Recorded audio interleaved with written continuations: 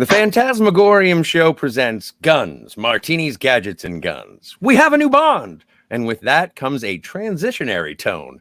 Timothy Dalton walks the gun barrel and things have changed. Mariam Dabo, Joe Don Baker, and John Rhys Davies round out the cast of 1987's The Living Daylights. Also, tonight we're going to talk about where the show is going in 2022 and the things we have in store for all of you guys. My name is Scotty. My opposite number, Catherine, is here, and Steve is on the road playing saxophone for Aha. Hey, Kat, what's up? New year, ready to go. I know, right? New year, new Bond. Thank you so much for letting me take last week off. I was in Belize.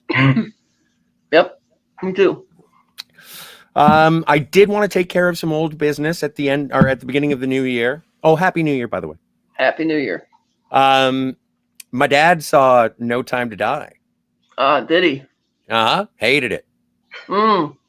Absolutely loathed it. Thought it was too sad, too romantic. It was like watching an effing soap opera.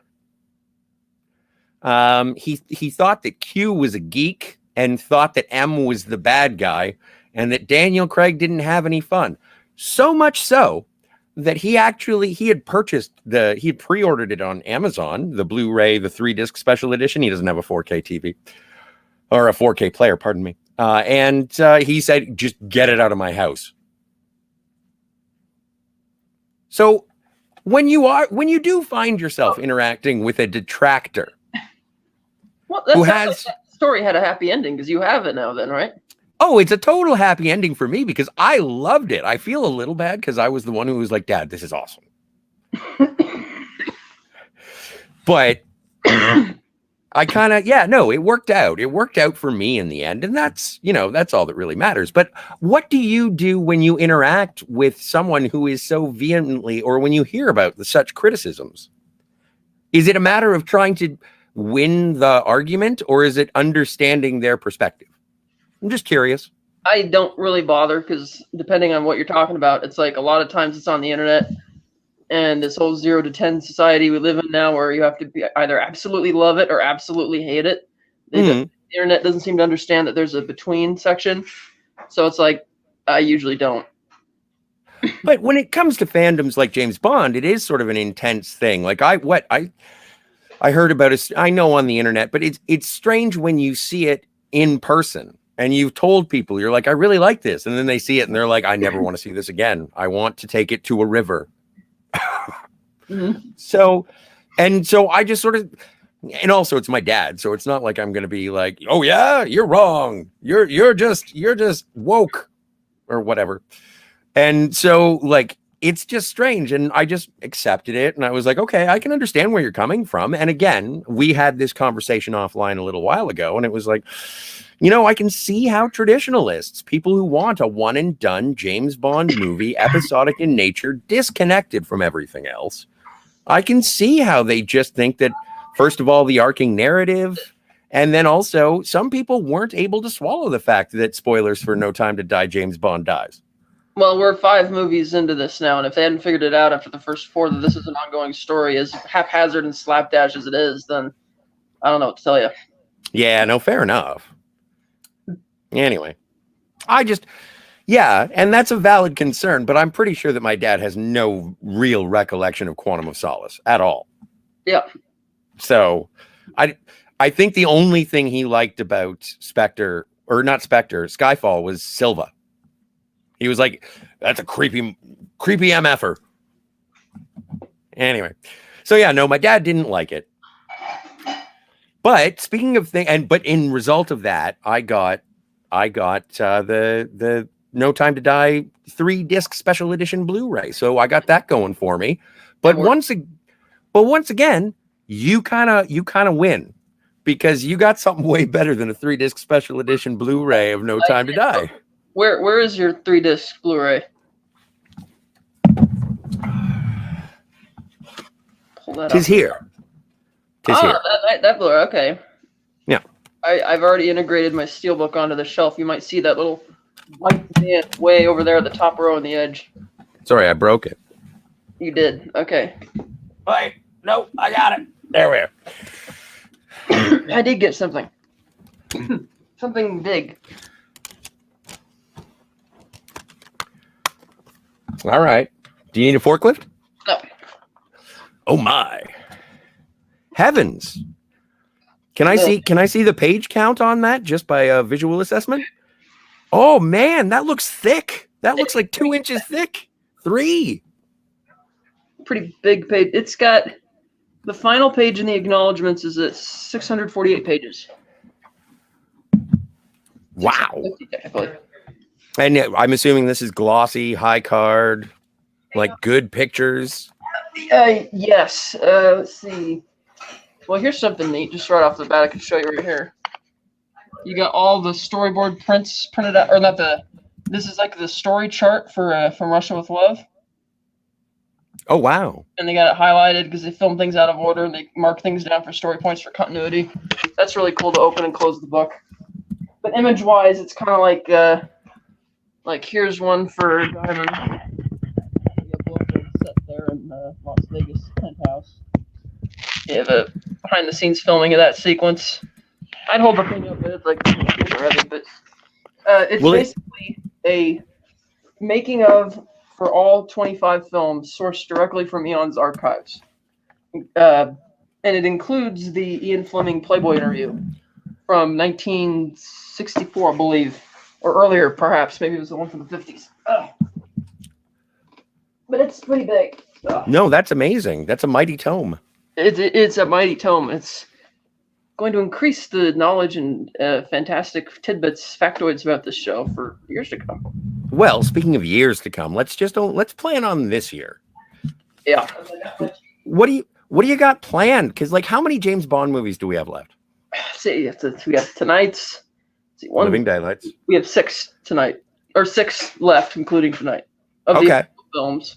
So Never Say Never Again, the 2 Casino Royales, and maybe we'll move into a few other Bond-related type things. Mm-hmm. And then, of course, we move on from there in terms of like the video games. Which, interestingly, like I want to share a little something with the audience. I was saying, playing the video games might be a little tough because you can't get them digitally. Kat, what did you say? I still have all my original Bond games on their original consoles. This is the kind of thing that makes this show work, is that Kat, like I used to think that I was a fan of James Bond. I'm just in awe of being able to hang out with you. This is amazing. Because not only you're making me delve into things that I don't know about, oh my God, this is so much more interesting than a Wikipedia or an IMDb. Thank you. Cheers. Yes. And then we've got the post-Bond movies. We got like the parodies.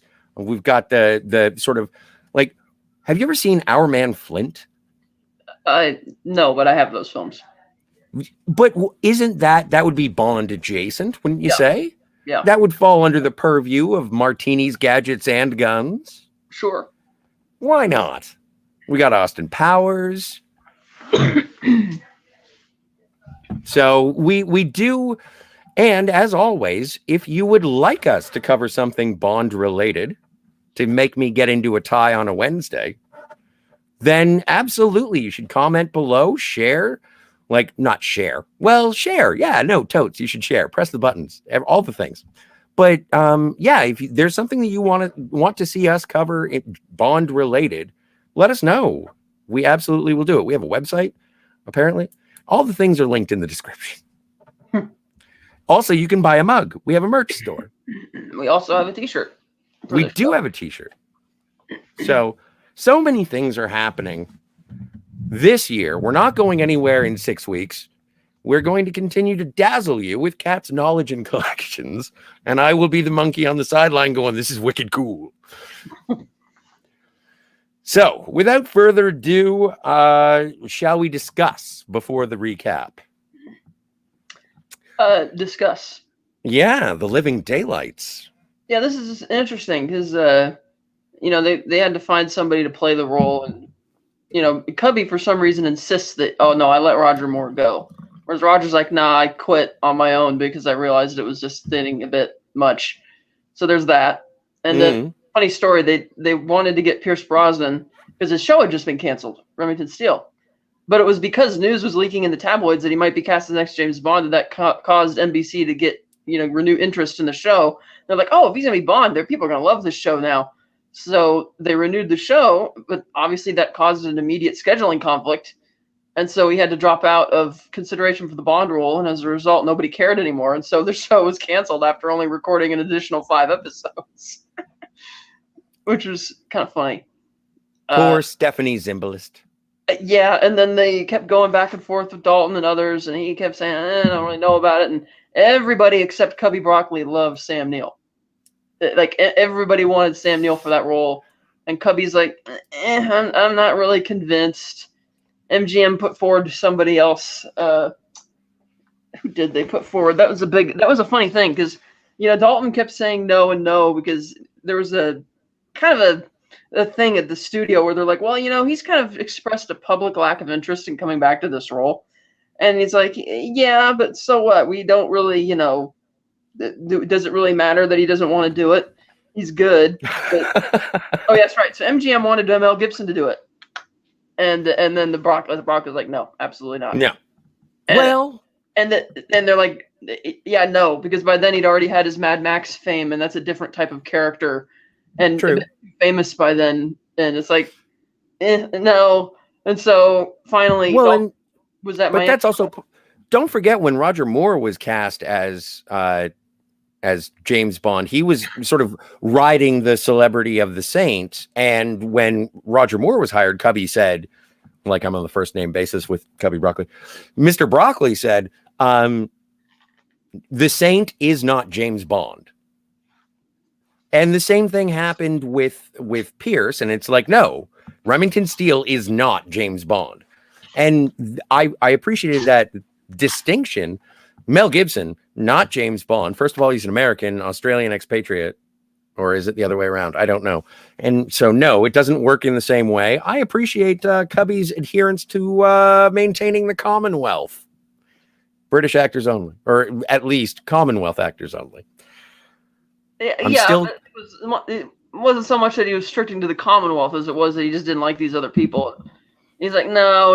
And then finally Dalton was at the airport in Miami, and he finally relented at the last second. It's like, yeah, okay, we'll do it.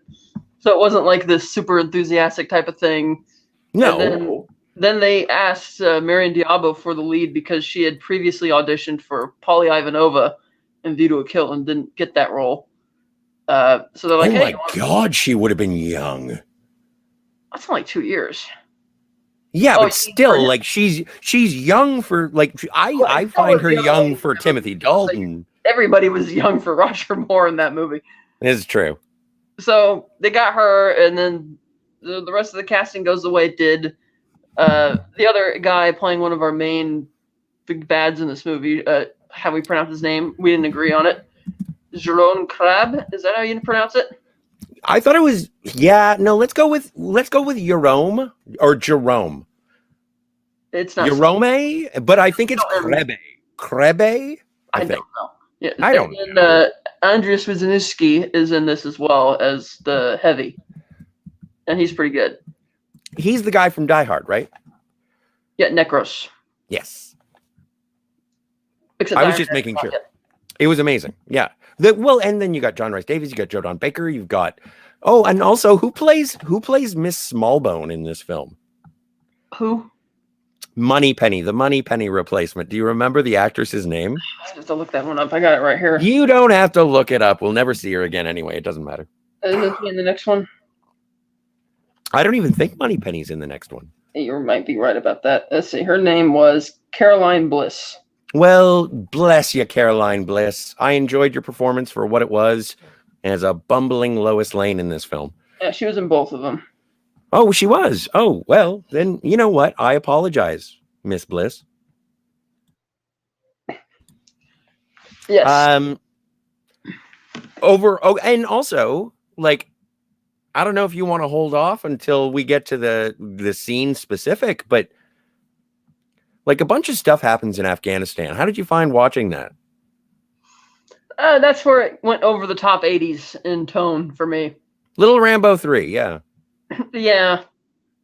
Anyway. We'll get to that when we get there. Okay, that's fine. That's fine. I just want to know. I'm taking a pulse. That's all I'm doing. Yeah. Yeah. So I guess, shall we recap License? Right. Or sorry, no, not License to Kill. I'm super jazzed. By the way, can I just say that, like, based on my list, Timothy Dalton is my favorite Bond. These are my two favorite James Bond movies. It doesn't matter what happens. I was so happy. Yeah. This movie has another disclaimer. I can't remember if it's at the beginning or the end of the film, though. And this is the one that has to do with Red Cross. Because they're used as the Soviet, bad guys use that as they pose as the Red Cross in one instance, and then they use it again for the opium smuggling. And of all the symbols they came up with for this, they picked Red Cross. And it's like, okay. And that required a disclaimer. Not exactly the start of the film. Well, no, not the start of the film. That's just when they're smuggling heroin.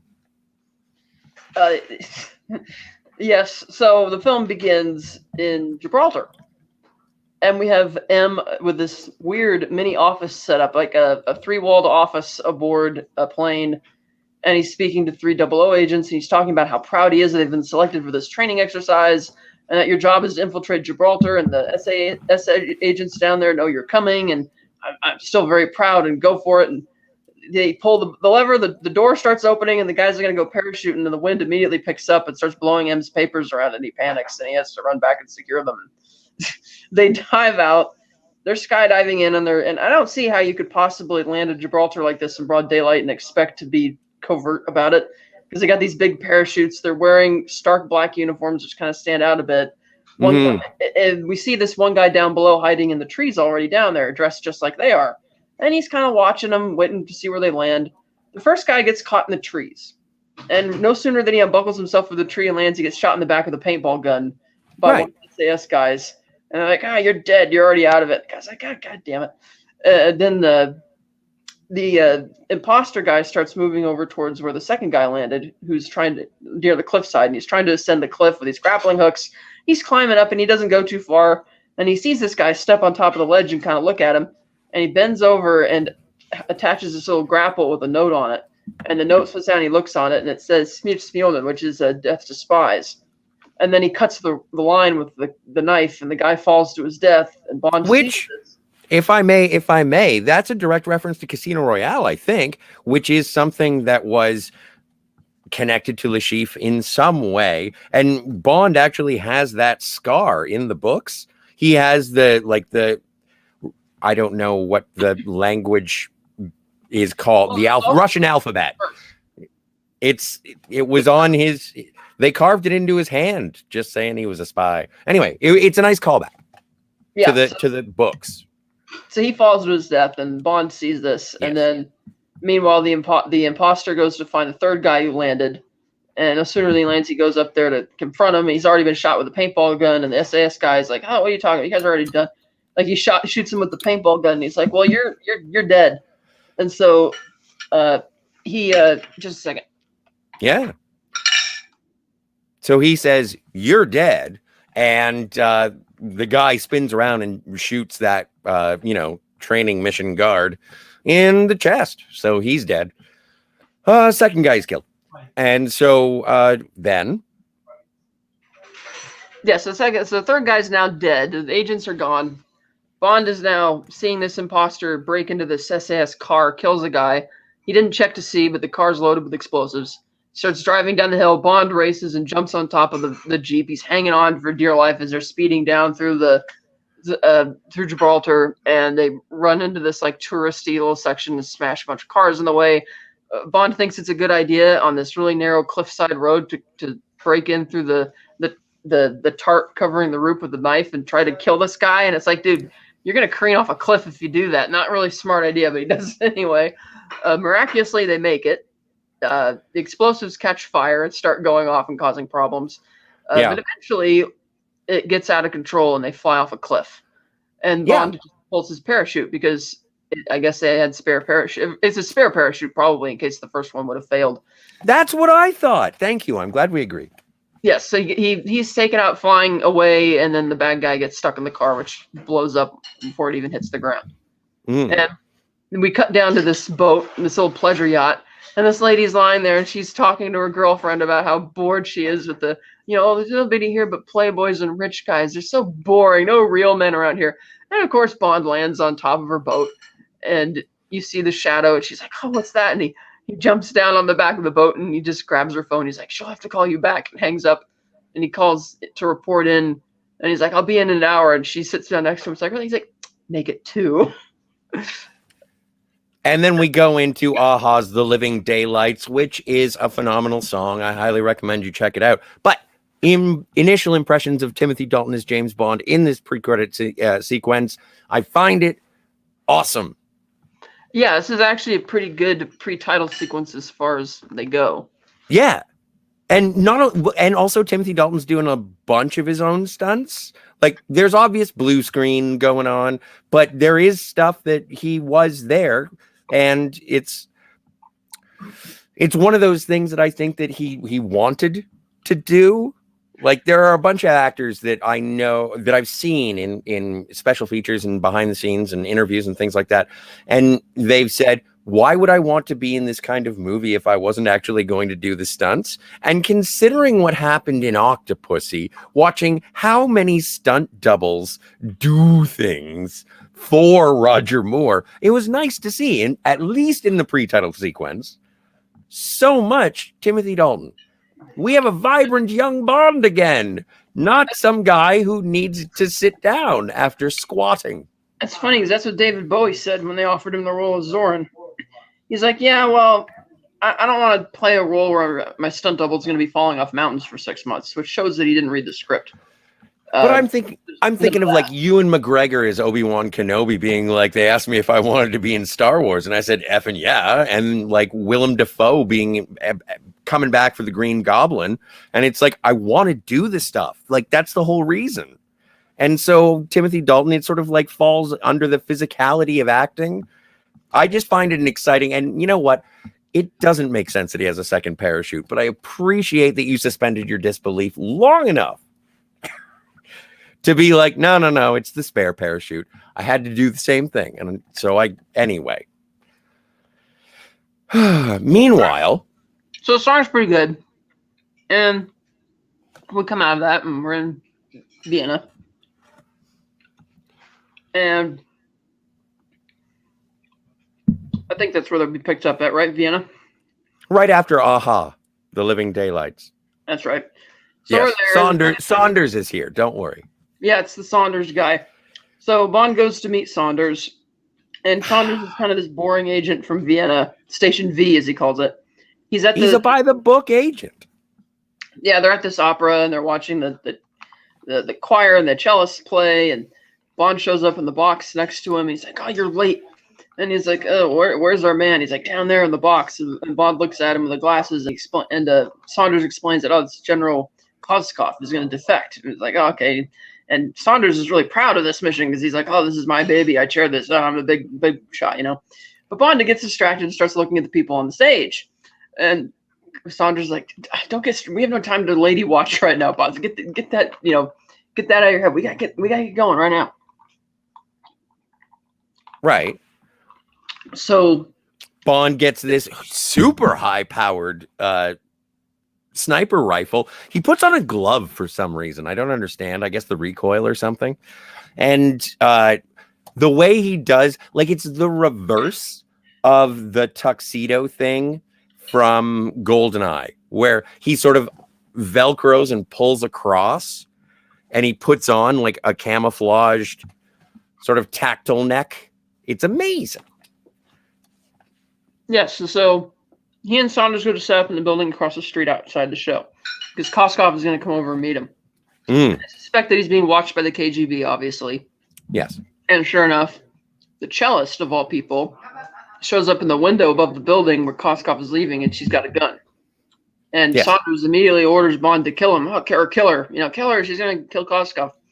But, of course, because she's a pretty lady and Bond can tell the way she's handling the gun and that she doesn't really know how to use it, which is true. So he deliberately fires and misses, hitting the gun instead, causing her to freak out and drop it. And Saunders is upset. He's like, oh, you missed that shot on purpose. I'm going to report you for this and that kind of thing. So then they run downstairs and they meet in the back alley, and he's like, and Bond's like, where's Koskov? And he's like, oh, he's in the boot of the car. It's my escape plan. And Bond's like, oh, this is so stupid. We're not going to drive him across the border in the trunk of your car. It's not going to work. So he pulls the guy out of the trunk and he leaves Saunders behind. And he's like, where are you going? Sorry, this is privileged information. Throwing it back in his face because Saunders was being kind of smarmy and a jerk about it. Need to know. I'm sure you understand. Need to know. I'm sure you understand. So he drives him to the Trans-Siberian pipeline station where he meets the contact there. Or somebody who just doesn't care. She's in the uniform. She clearly works there. She's Russian. No, she does. She says it's a pleasure to work with you again, Mr. Bond. Right, that's what I mean. But she's Russian. Yeah, she is. I don't know how to say Chesty LaRue in Russian. All right. So she lets them in, smuggles them into the building, and they open up one of the pipe hatches where they have this big vessel, and Bond's like, yeah, we've never sent people in here before. This is like a prototype. You're the first. And Koskov's like, what? So they shove him in the tube, and he's like, just breathe normally. And they put his mask on, and then they close it and lock him in the tube. And she explains to Bond that you have to wait till the pressure reaches 100 before you pull the lever to fire. And he's like, okay. It's like, what about, where are you going? She's like, I got to go take care of my boss. Because once you hit that lever, the control lights, everything's going to light up. It's going to get crazy. So she goes into the side room where her boss is like watching the security cameras or whatever, or he's watching there's a game playing and he's watching with all the panel lights going and what they're doing, and she just walks in and starts like unzipping her skirt and everything and letting him just have this all sexy time and all that, and he's just gullible and totally falling for it. Maybe he's drunk, who knows? I believe the term motorboat.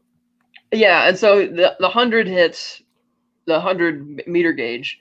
Bond pulls the lever. Koskov takes off. Everybody seems to hear this thing zooming through the pipe, which is supposed to be a natural gas line.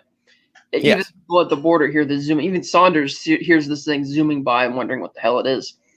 And then as Bond... But it's a real thing. Like, remember the thing that chased Bond during the living daylights in the pipeline? It's called a pig. It goes through to clean the lines. You mean the world's not... happened... And, well, yeah, no, diamonds are forever. World is not enough. And here. It's a real thing. Yeah, I know. All right. So he leaves, and as he's leaving, he kind of nods to the girl in the office, and she kind of gives the thumbs up. And then no sooner than Bond's out of the room, she just pushes the boss off of her, stands up and buttons her shirt again. She's like, "What kind of lady do you think I am?" And just storms out of the room.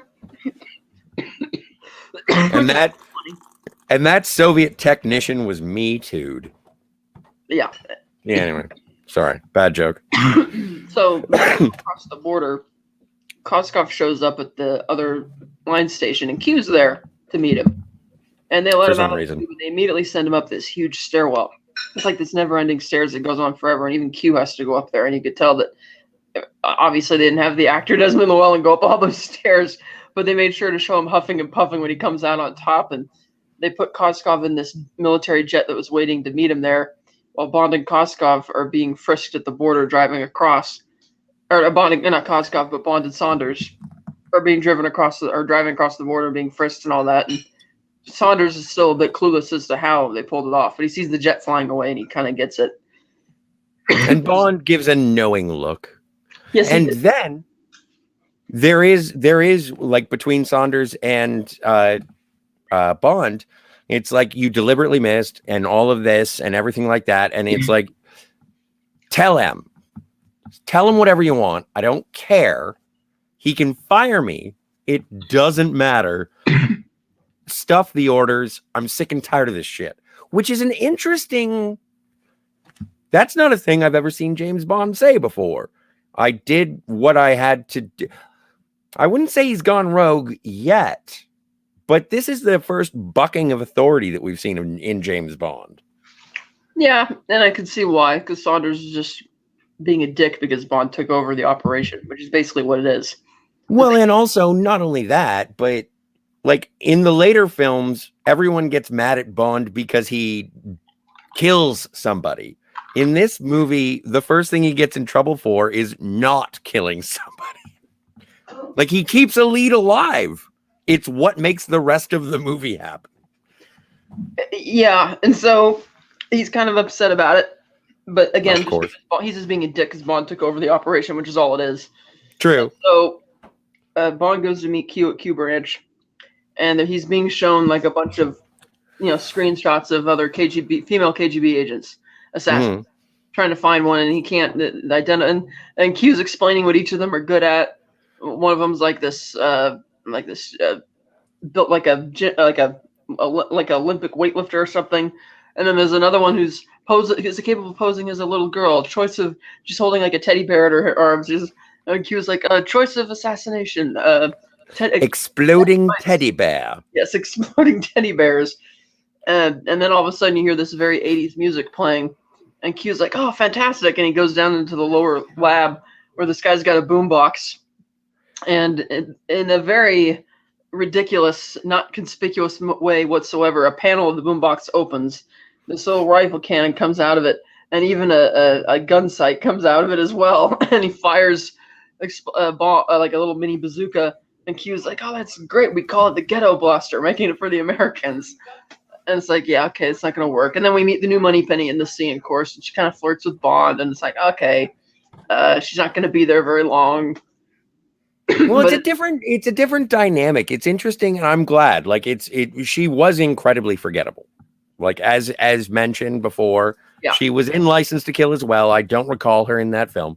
And yeah, I don't know. She kind of reminds me of Bailey Quarters from WKRP in Cincinnati. I don't know if you've seen it, but it just doesn't fit with Bond. Yeah, she's nothing, no chemistry there. No, Samantha Bond does much better once we get to Pierce. But yes, no. Miss Bliss, no. Yeah, sorry. And so... No, you're fine. No, I mean, sorry, but she doesn't do very well, yeah. Yeah, so, I agree. Bond gets a message that he has to go to the safe house, because that's where M and the defense secretary are meeting with Koskov. And Bond's like, oh God, he doesn't really want to go, but he's got to go anyway. So he shows up. He's got to go to Harrods. Yeah, and he tells Q that I'm taking the Aston Martin, and Q's like, be careful, it just got a new paint job. And they had just been putting the car back together as well. Q even bumped his head when they were putting the roof on. Well, they were winterizing it. Spoiler alert, you can't put cars like that together that easily. Well, I know you have a history with vehicles, but eventually when we see what the car can do, I'm going to say that my suspension of disbelief is fine. Yeah, so it's actually an Aston Martin V8 Vantage Series 2. Which does end up being one of the Aston Martins in the Daniel Craig era. Yes, they changed it a bit, though, for the Daniel Craig version. Okay. That one, the Craig version is a Vantage Volante. This is a Series 2. But on the outside, it still looks pretty much the same. Okay. So, Bond drives out to this country house. He gets buzzed in through security. He arrives at this, really stately type of manor. It doesn't look like... It's not like a Hugo Drax type manor, but it's also not like this wonderful British type estate. It looks like somewhere in the middle. Because it's like this red brick. It's not that big, but whatever. So he's greeted there. He parks the car. He gets Don't taken. They call it the Blade? The Braden or the Bladen, something like that. I thought it was the Blade, sort of like the same. Yeah, like the AYDEN or something. So he shows up there, and he's like, oh, they're waiting for you in the drawing room, sir. It's like, okay. So he goes into the drawing room, and M and Koskov and the defense secretary is there, and immediately Koskov just jumps up. He's like, oh, James, my hero, and runs up and embraces him and starts kissing him, and it's like, okay, this is really over the top.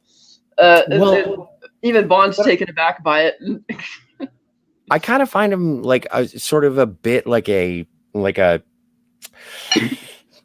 I know I equate this sort of character, but he's almost like a Boris from GoldenEye. He's like a sycophant who is, he's going to double cross you. He's also like, I don't know, mustache guy from No Time to Die. He's far more annoying than Boris, though. Boris does it because he's trying to be kind of a jerk and get attention. This guy's doing it because he thinks it's a good cover. Well, no, he's got plans. I know he does. That's what I mean. He thinks this is a good cover to act like this much of an idiot. And apparently M and the defense secretary are gullible enough to believe it. But the whole time you could tell that Bond is just kind of looking at this guy sideways, wondering, this isn't true. So Bond sets this basket on the table. And it's got all this food for me. He's like, oh, great. I've been starving. I don't have any good food here. And Bond's like, actually, the door is excellent. And he like takes an issue with Koskov not liking it. And then Koskov pulls out this Bollinger, and he's like, "Oh, Bollinger, 52, oh!" And M just kind of gives Bond this look. He's like, "Sorry, sir. I looked at the list, and I decided to improvise." And Koskov's, "Oh, good thing you did, sir. I'm really happy about it." And then M is like, "If we can get back to the briefing," and Koskov's like, "Oh yeah. So here's the thing." He's like, General Gogol, he kind of semi-retired. He moved into this the Foreign Service office this time now. And his replacement, Leonard Pushkin, you guys know him, and they like him a lot. But he's like, Pushkin's let the power's gone to his head with this new promotion, and he's resurrected this old Soviet program that's been dead 20 years. Smiertskonim, which means death to spies. In other words, you assassinate, kill all spies, no questions asked. And M and the defense secretary are just eating this up. And the Koskov said he's brutal. He's going to attack your agents, and you're going to retaliate and attack ours. It's going to lead to war escalation. Pushkin's crazy. I couldn't stand for this. Blah blah blah.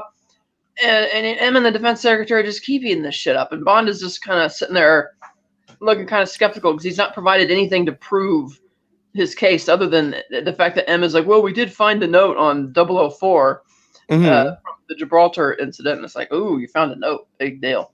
But well, it kind of corroborates it. Like, murder is involved. Right, and but Bond doesn't think that Koskov really has provided anything substantial to prove his own claims. And you could tell Bond is very suspicious the whole time at this meeting. And so Bond and M and the defense secretary don't even seem to want to talk about it or investigate it. They're like, oh, we'll have to get back to London and get on this right quick. But it's 1987. Defection is a big deal. Like, this is treasonous. You could be put against the wall for this kind of thing in Soviet Russia. So I understand where they're coming from, but also Pushkin was supposed to be General Gogol. It was, but the actor was a bit ill, and so he couldn't handle that major of a role, which is why they swapped it for Pushkin. Understood. But it would have, I don't know. Anyway, we'll get to it when we get to John Rhys Davies. So let's, then James Bond and everybody leaves. Yes, they're leaving because they're going to go back to London. And while this has been going on, there's this guy, Necros, KGB agent, clearly. And from Die Hard. Died by this farm where this milkman is delivering some fresh milk, and he's listening to some 80s music. Necros is on his CD player, or his tape player actually, with the the little headphones on, and he uses the cord to strangle the milkman. And like a garrote. Yes, and suddenly we're in like an old Mother Goose fairy tale. At least that's the vibe I get from this whole thing. We're gonna strangle the milkman, and we're gonna dress up as the milkman and sneak into the British estate with the. And so he drives up to the gate, and the guard is like, "Where's the regular guy?" He's like, "Oh, the flu," and he's still listening to this 80s pop music, and he's like, "Yeah, get out of here!" And he puts him up against the van and starts, frisking him, and the guy's like, "Oh, careful." Necros is like, "Oh, careful," and then he gets back in the thing to go deliver the milk, and he's walking through. Two things. First thing is that it is the Pretenders playing the song "Where Is Everybody Gone?" I like the Pretenders. And if that's the case, that's really great because he's killing everybody and making them disappear. And it is the theme of murder. Like, whenever he kills somebody, that is the song that is playing, which is great. But also, he does say later when they task him with killing. Sorry, I don't mean to talk over you. Sorry. When he is tasked with killing Pushkin later, he's like, I don't know if I can do it. The KGB, they know my methods. They know. So when he does this, and he does this several times, he does have methods. It's great. Yeah, so he's told to go around the back, enter through the kitchen. And he does. And in this kitchen, we see the macaw from For Your Eyes Only. It's been apparently transferred to this estate to just, I guess, sit there and annoy the cooks in the kitchen, I guess. Quite. But unlike in For Your Eyes Only, this guy's not going to be able to provide any useful information. So Necros gets in a Would you cook the parrot? Would you cook the parrot? Is that why they have it there, or is it like a mascot? No, I think it's like a mascot. Well, that's weird to have in a kitchen, a live animal. Yeah, it is. It's kind of odd that they decided to put it in this room of all the rooms in the house. But okay. Anyway, Necros once again with his music strangles the guy in the kitchen. And just as a servant is coming in with some used glasses, he sees what's going on, and they get into a pretty fierce fight. He throws boiling water at him, and he burns him on the grill, and they get back and forth. Oh.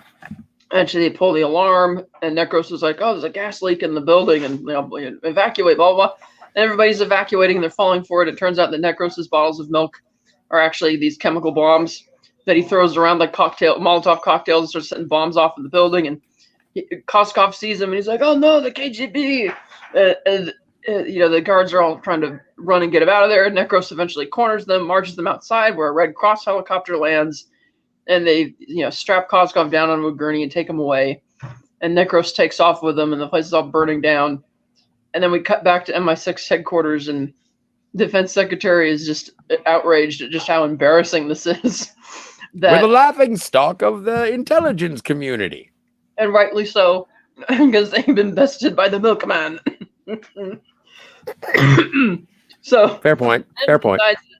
M decides we're not going to beat around the bush on this anymore. So he gives Bond his blue portfolio. He says, "You're going to assassinate Pushkin." And Bond's like, "I don't know about this. I don't buy that Pushkin would suddenly do this or anything." He's like, "Oh, fine. You're too emotionally attached. I'll just get double the weight to do it." Bond's like, "No, I can do it."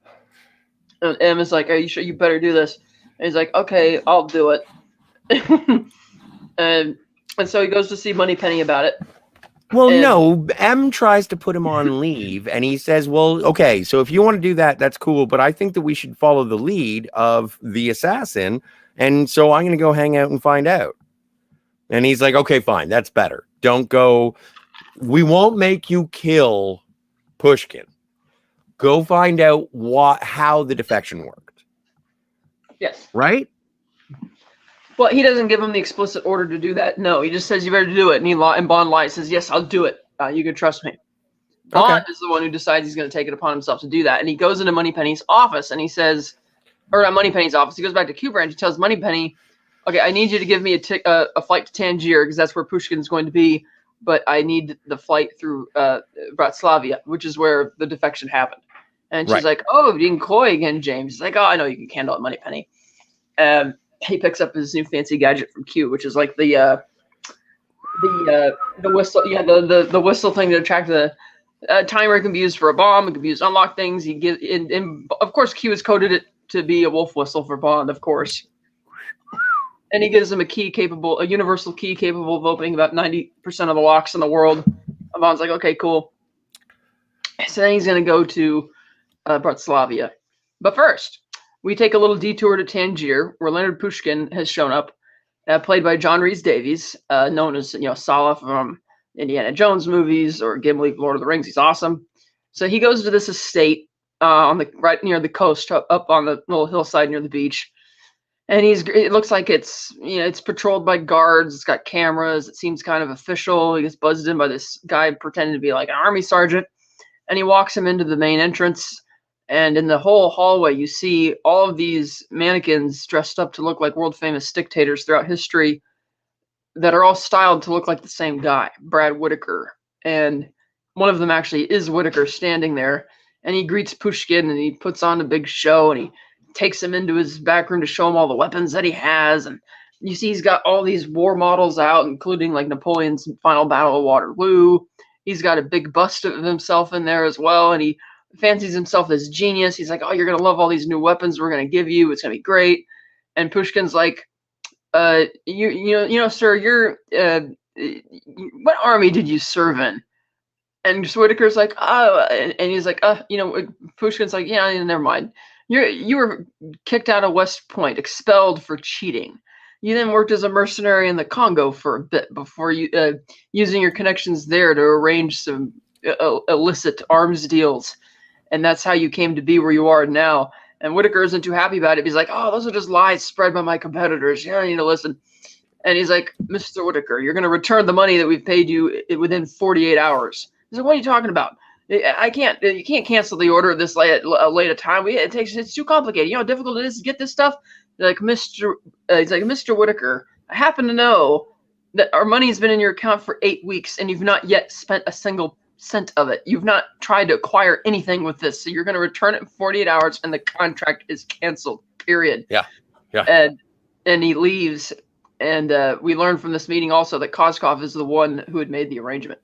And Yes. so Pushkin leaves, and then we cut back to well, actually that scene actually happens later, but whatever. No, it's fine. It's fine. Yeah, it's fine. It's something that's helping set up the story. Yeah. So in Bratislava, Bond goes there and he wants to, of course, find the cellist. So he parks his Aston Martin outside her apartment. He starts following her around for a little bit. He gets on the bus. He follows her there.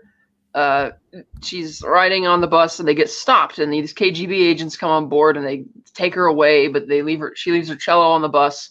Mm-hmm. Bond sees her get put into a car where Pushkin's greeting her. He's kind of worried. Which is the first appearance of Pushkin, and it's like, oh, okay. Yeah, that's right. That's the first appearance of Pushkin. This guy's the heavy, I suppose. Yeah, so Bond gets off the bus, takes her cello, goes into a public restroom, and he goes into a stall and he opens it, and he sees that it's actually got the gun in there with the bullet lodged in it, and he sees that, okay, it's her gun, but he unloads the bullets and he sees that they're actually blanks. And that gives him the clue that, I'm right, apparently this defection was bullshit. Mm-hmm. So then he goes to greet her later that afternoon, or the next day. Not only that, and this is something that comes to light slowly and depends on the intelligence of the audience. Based on this entire plan, what's the guy's name? Pushkin? Koskov. Not Pushkin. Koskov. Koskov's entire plan was to have his girlfriend murdered. Which does, it's like, wow, that's cold. You are a manipulative prick. Well, she knows. So, well, she finally finds out, but she didn't know at the beginning. She's all elated to find out that Yorgi wants to hang out, and it's like, we're going to find Yorgi, which is part of the reason. Okay, anyway, I'm getting ahead of myself. Yeah, so Yvonne goes back to her apartment, finds her there, and her house has been her apartment's just been trash. Her room has been trash. Everything's like ripped out, even the portraits are ripped off the walls. And Bond goes in there to greet her, and she first accuses him of being KGB. He's like, no, I'm a friend of Koskov's.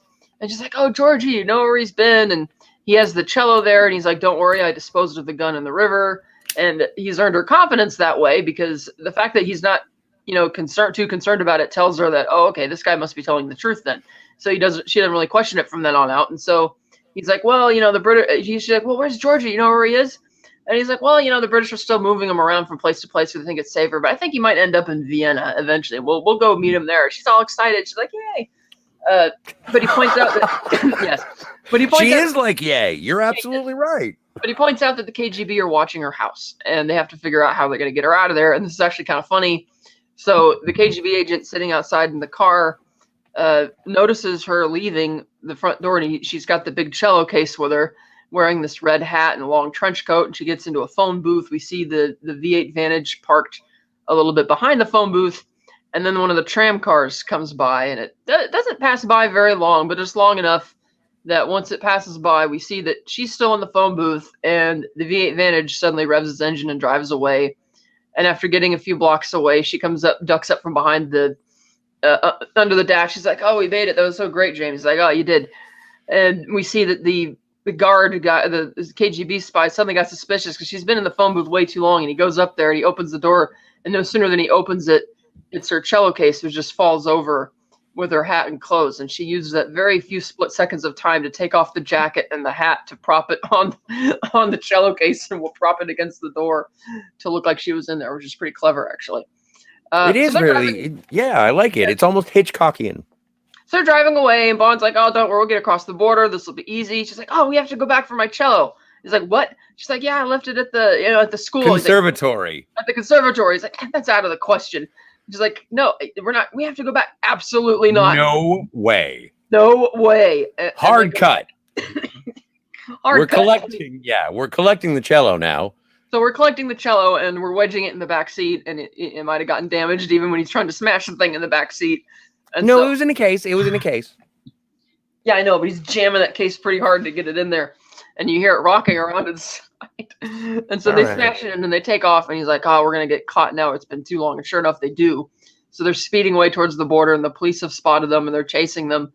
And they're like, I don't know, we're gonna do a blockade is being set up, and so then he decides. Oh no, he uses the radio in the Aston Martin, and he ends up finding the police station, Yes, the and police. it says looking for us, and Bond is like, oh, you have the police? with a cello.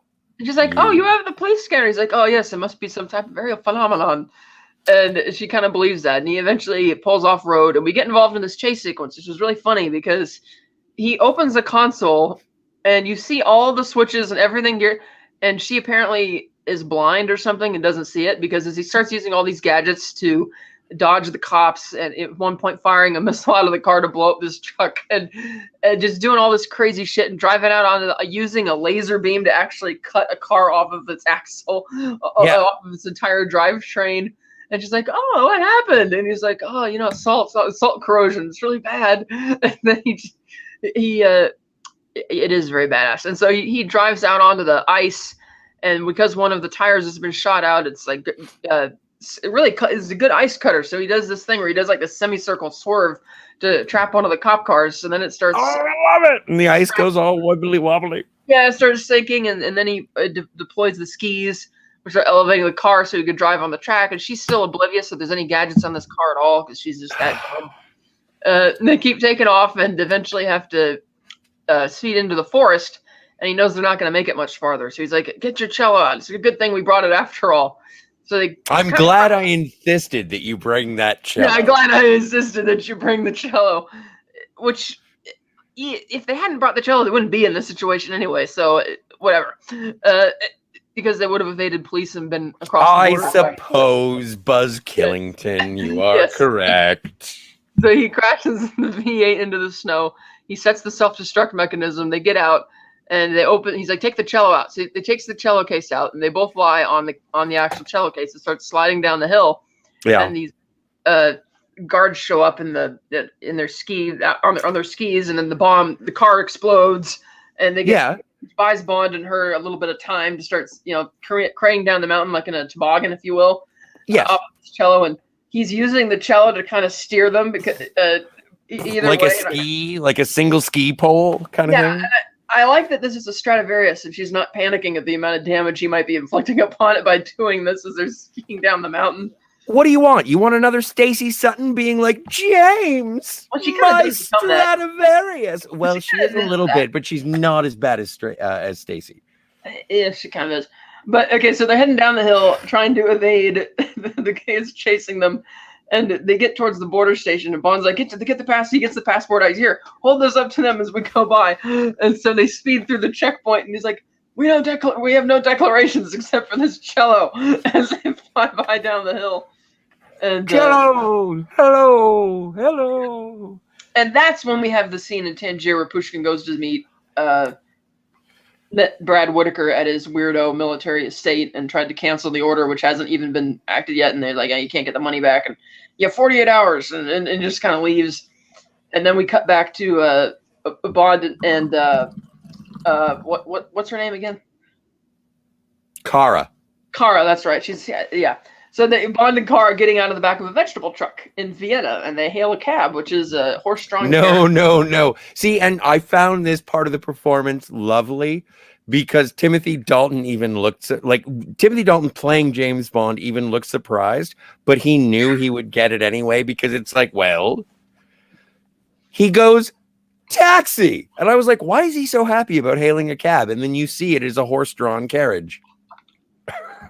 And it's like, that's why he's excited. And they take this romantic love James Bond. Timothy Dalton is my James Bond. So they take this whole trip through Vienna and all the romantic hotspots, and he asks her about she mentions that the cello was a Stradivarius, and that he's like, really? She's like, yes, it's called the Lady Rose, and that all of his cellos had names, and that it's like, where'd you get it? And she's like, Georgie bought it for me in New York. And he's like, did he now? And she's like, yes, it was a gift. It was wonderful. I hope, he says, I hope to play at Carnegie Hall one day. You think you'll help me, James? And he's like, yeah, you might. And Bond's getting. I'm sure. No, but he never promises it. He always says, I'm sure you will. Like, Yeah. he's a very doting, supportive. He's being seductive, but he's following a lead. He's doing spy stuff. He has been not very good. So here's the thing: if Roger Moore needed to interrogate the lady, he'd do it. Bond's taking his sweet time with this chick. So He is following the chick. Yeah. He has one like feather in his cap. Well, he's not really following her anymore because he brought her to Vienna and they're together. And so, yeah. So he finds out that, he's suspicious about the fact that she has this Stradivarius because that's obviously too expensive for somebody of Koskov's pay grade to be able to afford. And he's like, this is kind of odd, but he doesn't share that information with her. And they decide that they're going to go to the fair, or there's like this little carnival that goes on there, the Prater, it's called, the famous one. And they're going to go there that night and it'll be wonderful. Meanwhile, we cut back to Tangier where we see that Koskov is indeed hiding out at Brad Whitaker's estate, and he's getting massages from these girls. He's sipping drinks by the pool, and Nekros is swimming in the pool doing like lap pool swimming, and he's like, and they're like, the boss wants to see you, and they're like, oh, okay. So they go around the corner and they meet Whitaker, who tells the guy who brought them there, he's like, at ease, soldier, at ease, sergeant. And Whitaker's sitting there like eating lobster and stuff, and he's like, "We got a problem. Pushkin came here. He's trying to nix the deal. It's got a problem. You're gonna have to kill him." And Nekros is, and at first Pushkin Koskov's like, Nekros can handle that. And Nekros is like, "Oh, I can't do it. I'm too well known in Soviet circles. I won't be able to pull it off." And Koskov's like, doesn't matter. James Bond's already on it. He's been given I lied. They convinced so much about my lie. They're going to let Bond do it. Just let him do it. And Whitaker's not really convinced. And he's like, I can't help it. If Pushkin's still alive at the end of the convention in Vienna, you gotta die. And but this is exactly when the diehard guy, Nekros. Yes. He's like, Whitaker is like, you gotta kill him.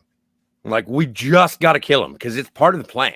Yes, and he's like, well, and Whitaker's not convinced it's gonna work, and so Koskov suggests that, well, why don't we just kill another spy and leave the whole death to spies thing message there again. That'll motivate him even more to make sure Bond will be able to do it. And Whitaker's like, okay, we'll do it. Get it done, but Pushkin's got to die. And okay.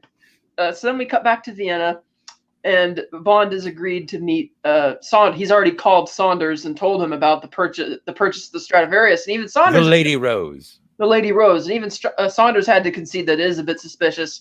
And he's like, what are you suggesting, Bond? He's like, well, the sniper also fired blanks. And he says he's figured that out. And so he's like, well, why would he fake his defection and all this? He's like, well, I don't know. To see what you could dig up. And he's like, okay, Bond, then meet me tonight at the cafe outside the Ferris wheel. It's like, okay. So Bond and Kara go to the fair, and they're having a great time. I thought it was really funny, actually, when they go to the game where you have to shoot the target to get the stuffed animal, and the guy running it is like, please, no more, because they're presumably making every shot. And she's like, I'll have that one. And she gets like a big stuffed animal, and they're walking around and having fun, and this little, silly little thing. And she says, oh, James, can we ride the Ferris wheel? It's like, oh, okay. So they go to ride the Ferris wheel, and as they're getting on, Bond actually sees Saunders standing there, and he doesn't recognize Nekros, but because he hasn't really seen him yet, actually. But it's just a bunch of balloons. He sees a guy with a bunch of balloons, offers Saunders one, and Saunders is like, no thanks, and he walks away. And he sees the balloon guy start to follow him, but Bond isn't really suspicious about it. And so they're riding up the Ferris wheel, and finally, and it stops when they get towards the top. She's like, oh, it stopped. What happened? And Bond's like, oh, I arranged for it to happen. And then he finally makes a move on her, and she's all surprised. And he's like, oh, but we've been together.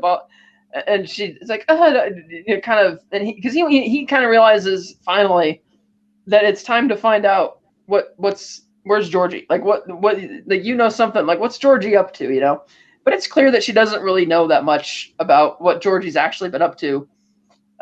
She's like, oh, I just love him, and I play for him, and blah blah blah. And he actually asked her about Whitaker. She knows. Yeah, she knows Whitaker. Yes, he hasn't asked her about her in this instance, I don't think, not yet. But he's still kind of suspicious about it. And even though, don't worry, we don't run into Orson Welles trying to murder any children this time on this Ferris wheel. But it's you and your knowledge. Yes, but instead, Saunders is pursued by Nekros to the cafe. And Nekros is kind of waiting outside, and he's just kind of milling around. It's like, I wonder what. No, I'm not going to let that go. Is that a 39 Steps reference? The Third Man. Third man. Damn, I knew there was a 3 in there. Moving on. Yes, the famous Ferris wheel, still there. So Bond and her gets off. He gets mad at her. He sends her back to the hotel, and he's like, "Oh, you know where." Come on, it's like, you know where he is. You have his number. You've been bullshitting me, and he does put enough fear in her so that she does eventually make a phone call. So Bond goes to meet Saunders. Bond goes to meet Saunders, and Saunders has found out some interesting information, and he's like, "Okay, you're right." It looks like he might have used some illicit funds that he might have gotten from the state, and that might have caused a rift with him and Pushkin. Well, no, but also he does, and also I think we're still shuffling scenes.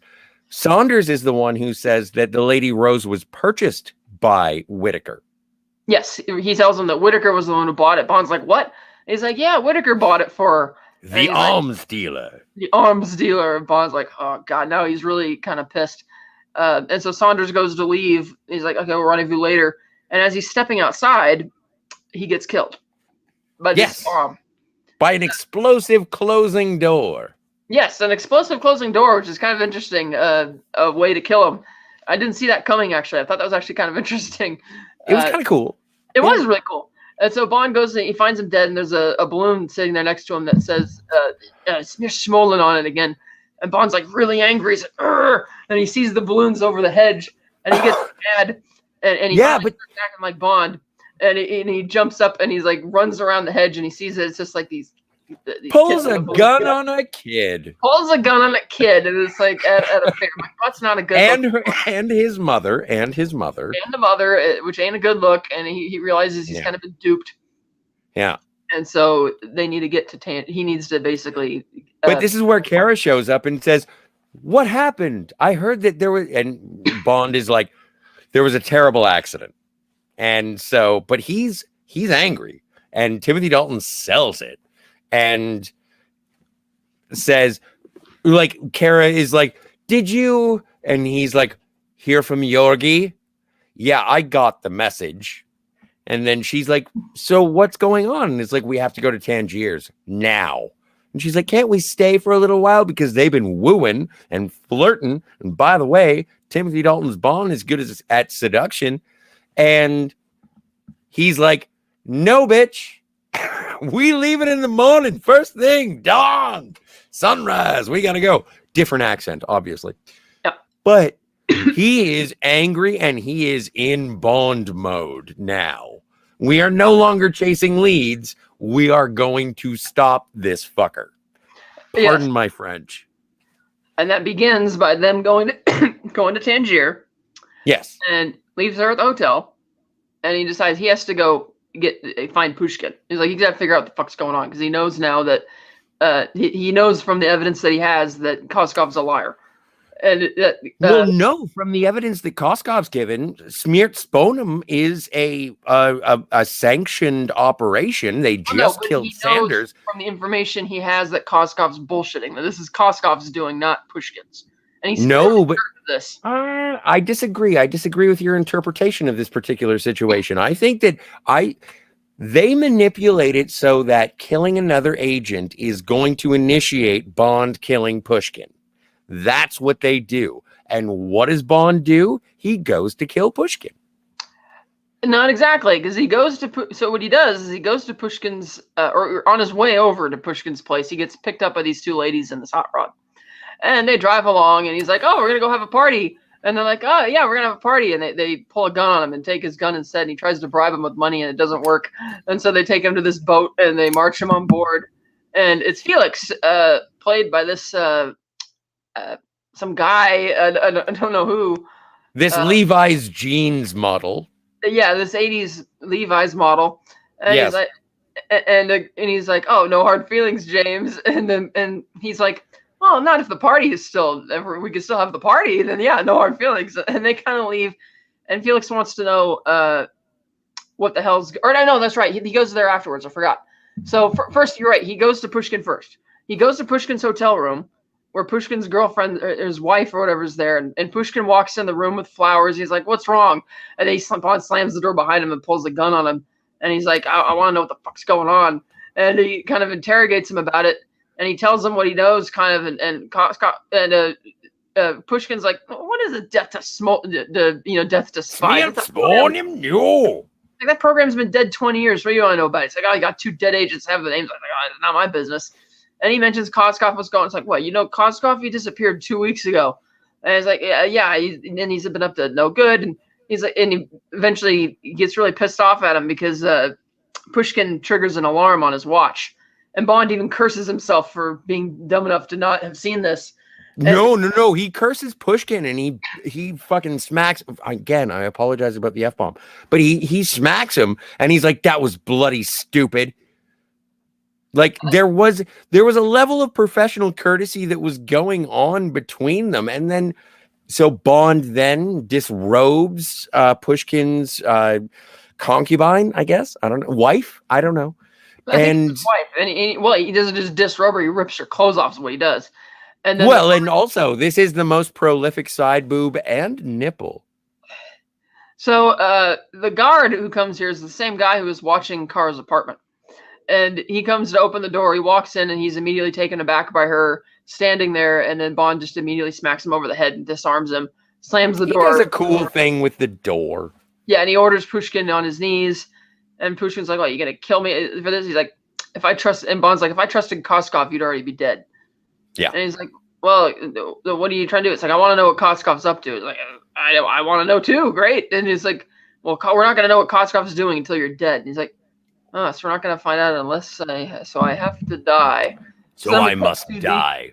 What a great delivery. What a great crosscut. It's a great delivery, and it's a crosscut straight to Pushkin giving his big speech at the convention.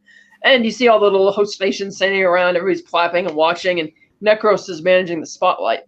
And which is actually a good move for him, so people aren't going to be able to really see him up there. And as Necros gets out his pistol ready to shoot Pushkin, Bond shoots Pushkin first 3 times right in the chest around the heart. And Necros is really surprised, and he turns the light, and he sees that it's Bond, and everybody sees that it's Bond. But because Bond shoots out the light, which is dope. Yeah, Bond shoots out the light. He makes a quick escape because apparently this meeting isn't very well secured. And he gets out on the rooftop. And I thought it was funny because one of the guards gets out there, and he can't see where Bond is immediately, so he just starts spray firing around in the air, hoping to scare him, whatever. And Bond starts grabbing onto like TV antennas and bending to get over a little balcony. He takes off, and that's when he gets picked up by the hot chicks to take him to Felix. And meanwhile, we see that Pushkin is being wheeled away, and Necros sees him, and he looks pretty dead, bleeding pretty badly. His wife is, crying her eyes out. Got like mouth blood. And then they eventually wheel him into this side room, and then he just gets up off the gurney. He's like, good. And she's just totally shocked by this. He's like, sorry to put you through that, my dear. We needed it. But I could say, honestly, for the first time, I'm very happy that James Bond is a good shot. Which is amazing, which is great. And it does also, it supports the previous relationship with Pushkin. But I do want to address Tiki Fire's Retro Clubhouse, the Magic Carpet Ride. Kat, you're familiar with the Magic Carpet Ride, yes? Yeah. The deleted scene of Timothy Dalton being on a carpet? Yeah. That goes down antennas? Yeah. That's a thing. I know. I'm glad it was cut. Yeah. Great. I'm glad that thank you, Tiki Fire's Retro Clubhouse. We are all aware of it. We all agree with you. It is a thing, but Kat and I are glad it's not there. So Pushkin Pushkin takes off his over jacket, and we see that he's got like this plastic blood packets on, and he's got like bulletproof vest on underneath that, and it's all great. So then Bond gets picked up by the hot chicks who offer him a quick getaway, and they want a party. They take Bond's gun, they take him to Felix's yacht, and Bond is Felix is like, well, you did this, James? Like, what is this, a put up job? And he's like, yeah, and Felix is like, oh Jesus, son of a bitch. It's like, anything else you need from us? And Bond's like, not really. He should have asked Felix for more help. I think Felix could have provided it, because clearly he was here watching the conference as well, because you even see it on Felix's camera, on his view screen that he was watching it. So I would think it's kind of a joint venture, and so I understand why Felix is there. He doesn't play a real role because this Levi's jeans guy who plays Felix, kind of lame, kind of white bread, but it's like they're investigating Whitaker and Bond is investigating Pushkin and Koskov, and so it's working together, and they talk shop, and I think it's charming. But I don't think they get Felix right until the next movie. But we'll talk about that next week. Yeah, maybe right. And Pushkin, he also has told Bond at this point that because Bond asked him even when he had him at gunpoint, so well, why is okay if I'm supposed to disbelieve Koskov, then why is he suddenly gunning for you? And he's like, well, I issued an arrest warrant on him not long ago. He's like, what for? He's like, embezzlement of state funds. And Bond's like, okay, that makes sense. So after Felix lets Bond go, Bond goes back to the hotel. This is where he gets really pissed off at her. And she's in there playing the cello, and he's like, that's it. How the hell you know Brad Whitaker? She's like, oh, he's my art. He's an art dealer. He's in the art world. He's going to help me help me get my performance at and she's like a subtle bimbo. And so Bond is just like, yeah, I'm done with this. And he grabs her. He's like, I want to know what's going on and what else have you done? Because by now, she, being the idiot that she is, has called Koskov on the phone at Whitaker's estate, meaning she knows where he's been this whole time. So she's been lying to Bond. Even though she's been telling him, oh, where's Georgie? We're going to meet him. And like Bond said, oh, we'll meet him in Vienna. Great. And it's like, apparently she knows he's been at this estate and she's been just playing dumb the whole time, which is kind of weird. Because like, well, if you knew he was there and you wanted to meet with him and you believe Bond's lie that he was Koskov's friend, then why didn't you just tell him where he was and go there to begin with? Well, no, Bond gives Kara the information that Whitaker is involved, and she's like, Brad Whitaker, I know him, I met him, he bought me shoes. And then that's when she calls Whitaker and says, is Yorgi there? And that's when Whitaker is like, it's for you. Yeah, that's kind of weird that she would even have his number straight to his.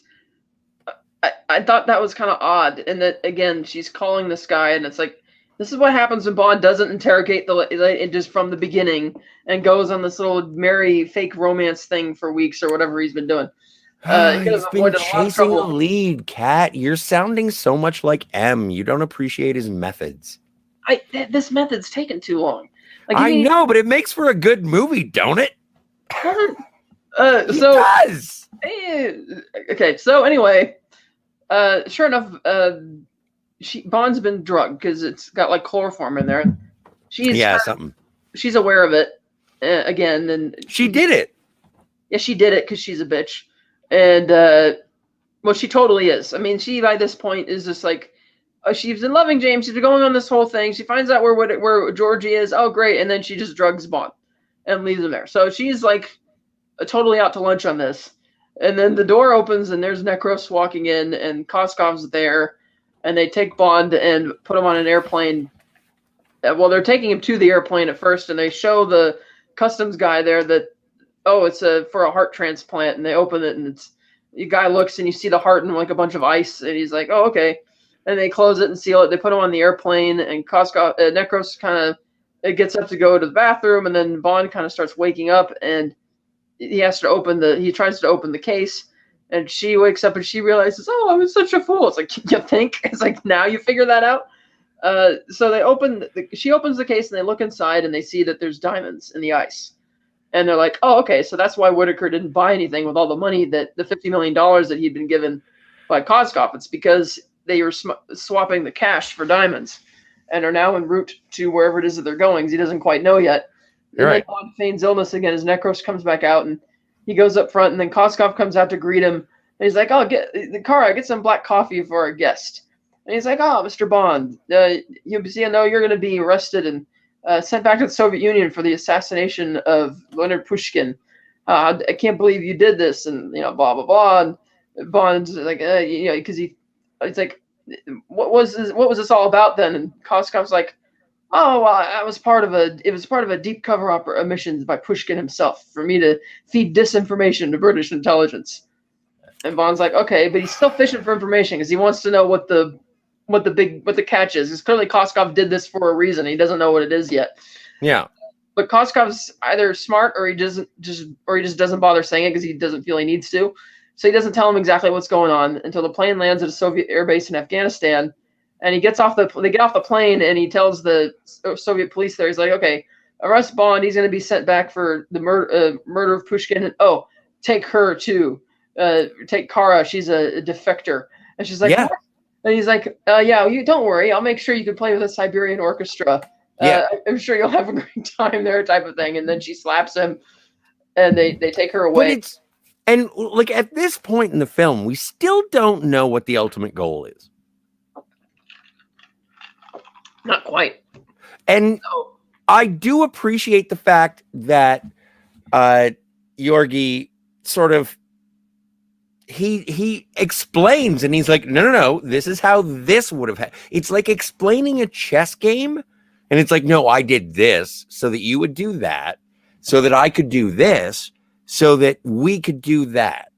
And now, if everything keeps going, it's gonna be profitable. Yeah. And so I do appreciate that it's not on a platter. It is not. This is a spy story with intrigue and double crosses. Like there's stuff going on all over the place. It's way better than Octopussy. Yeah, and Bond could have solved it that much sooner if he just interrogated the lady at the beginning.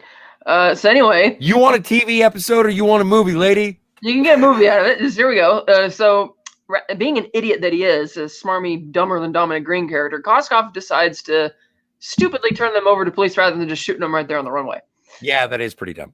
So they take him into this really lousy jail, and the guard is like this pot-bellied guy, and he's kind of stupid because I like him. He reminded me of the Rancor keeper from Return of the Jedi. He had one job, which is just put them in the cell.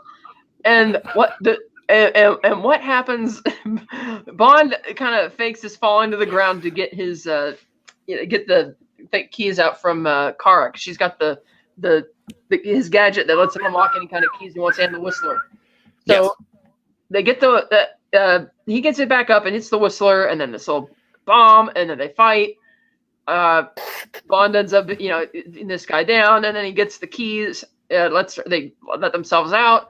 And the whole time this is going on, there's an Afghan guy in another cell who had been told that, oh, don't worry, you won't be hanged tomorrow morning. You'll be shot instead. And he's like, hey, come on, let me out of here. And so Bond just kind of throws him the keys. He's like, thanks.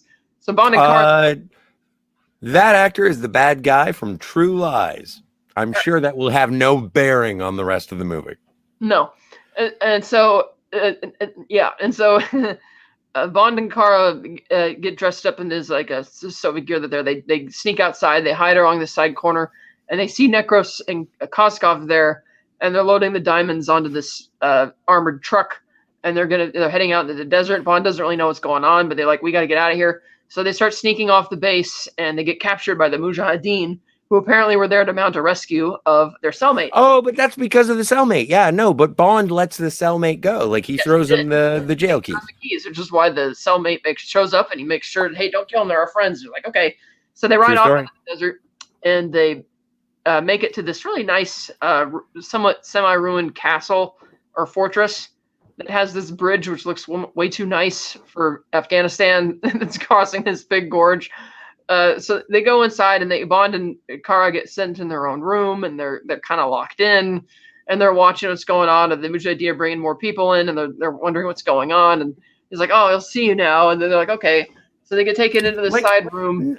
Okay, I have a question. I have a question before we go forward. Mm-hmm. Like, should there be like a warning? I don't know. Is there a prism of time?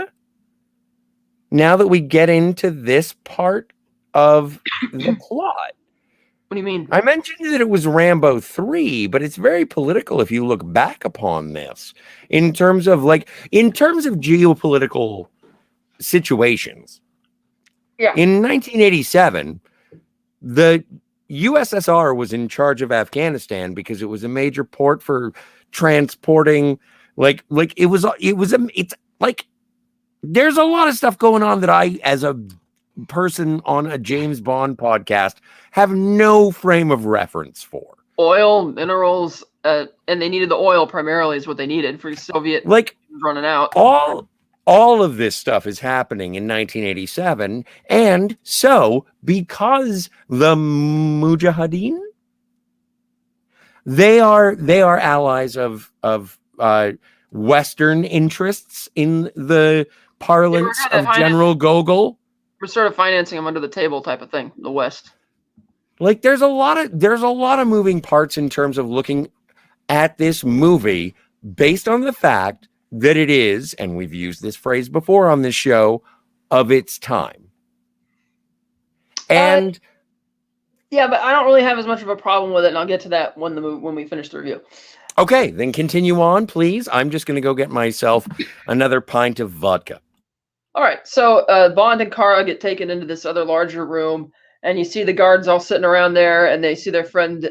He introduces himself as Kamran Shah, and they offer Kara some fresh clothes. And Bond's like, "Oh, don't worry, you can trust them." And she goes back into her room to change. And Bond says, "I need to speak to the head of Mujahideen immediately." And the guys just start laughing. And Bond looks at him like, "What's so funny?" And Kamran's like, "Oh, I'm actually the head of the Eastern District of the Mujahideen." It's like, "Oh, great." Bond's like, "I need to get back to the airfield." And then they start laughing again for real. He's like, "Forget it. We're not going back to the airfield." He's like, "Well, I need to get back there. It's really important." He's like, "Well, what's so important about this?" And he says, "Because the Soviet general guys there, they're going to use it. They got 50, I know they got some diamonds out here, and they're heading out for something, but they're going to buy a bunch of weapons that they're going to use against your people." And he's like, "Oh, well, that part does concern me and is kind of important." And he's like, "Well, are you sure about this?" And Bond's like, "Yes." Well, I was like, "Oh, we might be able to arrange something, but well, come with us. We'll see if this is what you're talking about." And so later that day, they take off on horseback, and Bond's kind of disguised and they bring Kara along for some reason, and she's all disguised. Yeah, I don't know why they bring her along, they just do. And so, well, no, we'll get to that when she finally gets on the plane, and it doesn't make any sense. So they rendezvous with a larger group of Afghans who are all smuggling opium, and Bond realizes, aha, you're with the Snow Leopard group at the Golden Circle. He's like, yeah, it's like, which is, by the way, a very real, massive opium operation. Afghans rich in that stuff, and Bond finally figures out the plot of the movie. And he's like, they're going to use this, like that Koskov took the embezzled Soviet funds to pay Brad Whitaker $50 million in cash, which Whitaker exchanged for diamonds on the black market, which they can use the diamonds to buy the opium from the Afghans, which has an American street value of $500 million. And then Koskov can pocket his share of the profits for both his own personal enrichment as well as to buy a ton of black market weapons from Whitaker for the war. And sounds like an action-packed Casino Royale. This sounds like a Le Chiffre. Yeah, sort of. And the reason is we know that Pushkin didn't want to go through with this deal is because Pushkin can tell Whitaker is a maniac and totally untrustworthy and under surveillance from probably everybody, including the CIA, which is why he's like, yeah, we're not doing this. Whereas Koskov is just a swarmy, greedy guy. And of course, he wants to pocket a bunch of money. He's like, yeah, we're totally doing this, which is why he wanted to off his boss. And so now we finally figured out that is the plot of the movie. And so Koskov and Nekros are there, and they're checking each of the bags for opium as the caravan of people are bringing it up. And Nekros kind of sticks a little knife and a tiny peg in each one to take a little look to make sure that it's got the opium there. He's like, okay. So they're bringing them in, they're loading in the trucks, and Bond walks right past them. Wait, before we go on, I really appreciated the fact that both of the Timothy Dalton James Bond movies do deal with drugs, and again, part of their age, it was prevalent, the war on drugs. But no one ever did, like, when you found opium in any other movie, it was always like, if it was a drug, it was white powder. I appreciated that in this, and this is part of the reason why you brought up the disclaimer for the Red Cross, is like Nekros stabs into the bag or to the medicine and then pulls out like a brown viscous fluid. And I'm just like, yeah, thank heavens. This ain't your lethal weapon opium. This is honest to goodness opium. Not that I've ever done it, not that I've ever seen it, but I know how poppies work. Yeah, and so they finish loading the trucks, and Bond sneaks into the back of one with a bomb. And he rides in the back of there, and he sets the bomb, and Nekros gets in the truck, and they start riding off, and Koskov gets back in the tank, and this caravan starts moving back towards the airport, and Kara rides up to Kamran Shah, and she's like, we got to go help him. He's like, sorry, that's his deal now. He's like, there's nothing I can really do about that because everybody here is just here to sell the opium and get the money. Yep. And they do make a specific thing about you have to be able to if you want to mess up what's going on with the Russians, that's fine, but make sure that the drug deal works. Yes, he says, man, you can do that until after the Russians have paid the money. And Bond's like, okay, sure. So they're heading back to the runway with the drugs, and Kara being like, oh, I can't believe you're not going to help him. And she just grabs his AK-47 from him and rides off on horseback. And Connor's like, oh, Jesus. So then he decides, okay, we'll follow along. So they start going. So they get back to the airport, and they start loading all the opium onto the plane. And soon enough, Kara shows up, and the other Mujahideen guys show up. Bond is on the plane helping load the drugs, and at one point, he's stepping out of the door, and there's Necros and Koskov right there, and they see Bond. And they're like, oh, yeah, but Bond. he's got a thing. Well, it had already fallen off. And Koskov's like, oh, it's Bond. And Bond grabs the AK, and he could have killed them right there. Both of them, Necros and Koskov, but he doesn't. He just kind of does the spray fire thing. Like, to be fair, in terms of the cinematography and the editing of this scene, it is sort of just spectacle over geographic awareness. Like, there's a lot of stuff that goes on here, and it does get real ridiculous. Like Koskov, show up, and they first make their presence known by Comrade Shaw taking this tractor and ramming it through a fence, and then a bunch of guys, Soviets, throw these grenades, and he catches them all in the tractor's catch bin, and he digs it down into this little garden bank. No! Oh, it was so good. And he blow it up. Oh, it was so good. But did you get Casino Royale vibes in terms of having the scoop from the steam shovel or whatever, like the tractor? Kind of, yeah. Little bit. Yeah. Like I was like, I've seen this before later. Yeah, so the Mujahideen start senselessly laying waste to this base. And I say senselessly because obviously these Russians are going to be back to make more opium deals, and they're going to make a ton of more money or more diamonds off of it. But they're just going to, blow all these people up because Bond told them they're going to buy the weapons, but he doesn't really know if they're telling the truth. But okay, so they're going to so they storm the base and they start killing all the Soviets, and they're blasting everything away, even though they're very outgunned. Necros and Koskov most of the time are hiding under this truck because they can't get away from it, and eventually Bond finagles his way into the cockpit and starts driving towards the runway. And Kara gets in this Jeep that she steals and is just driving off onto the runway as well, trying to catch up with Bond. And she's trying to get his attention and waving at him, oh, James. And Bond just looks at her like she's nuts, and he's just like, get in the back. And I love this. This is one of my favorite things. Is like, this is almost a dynamic that we had back with Roger Moore and Goodnight. Yeah. Where he's looking like, first of all, it's ridiculous that he sees her from the plane cockpit. And then she's, hey. And he's like, what? And it's like, no, that would never happen. But he's like, drive in, like he's miming, go to the back of the plane and drive in. And it's like, yeah, so he lowers the doors. What a contrived way to get Kara onto the plane. Yes, even though the door is wide open on the side there. So she drives onto the plane and drives the Jeep into the locking position. And then Necros and Koskov are speeding up alongside in this small Jeep, and Bond closes the rear door, and they're getting closer, and they're getting towards the end of the runway. And Koskov's like, jump on, jump. So Necros jumps in the plane at the last second as Bond takes off. Or lifts off the runway, I should say. And then Koskov has like a head-on collision with this small plane.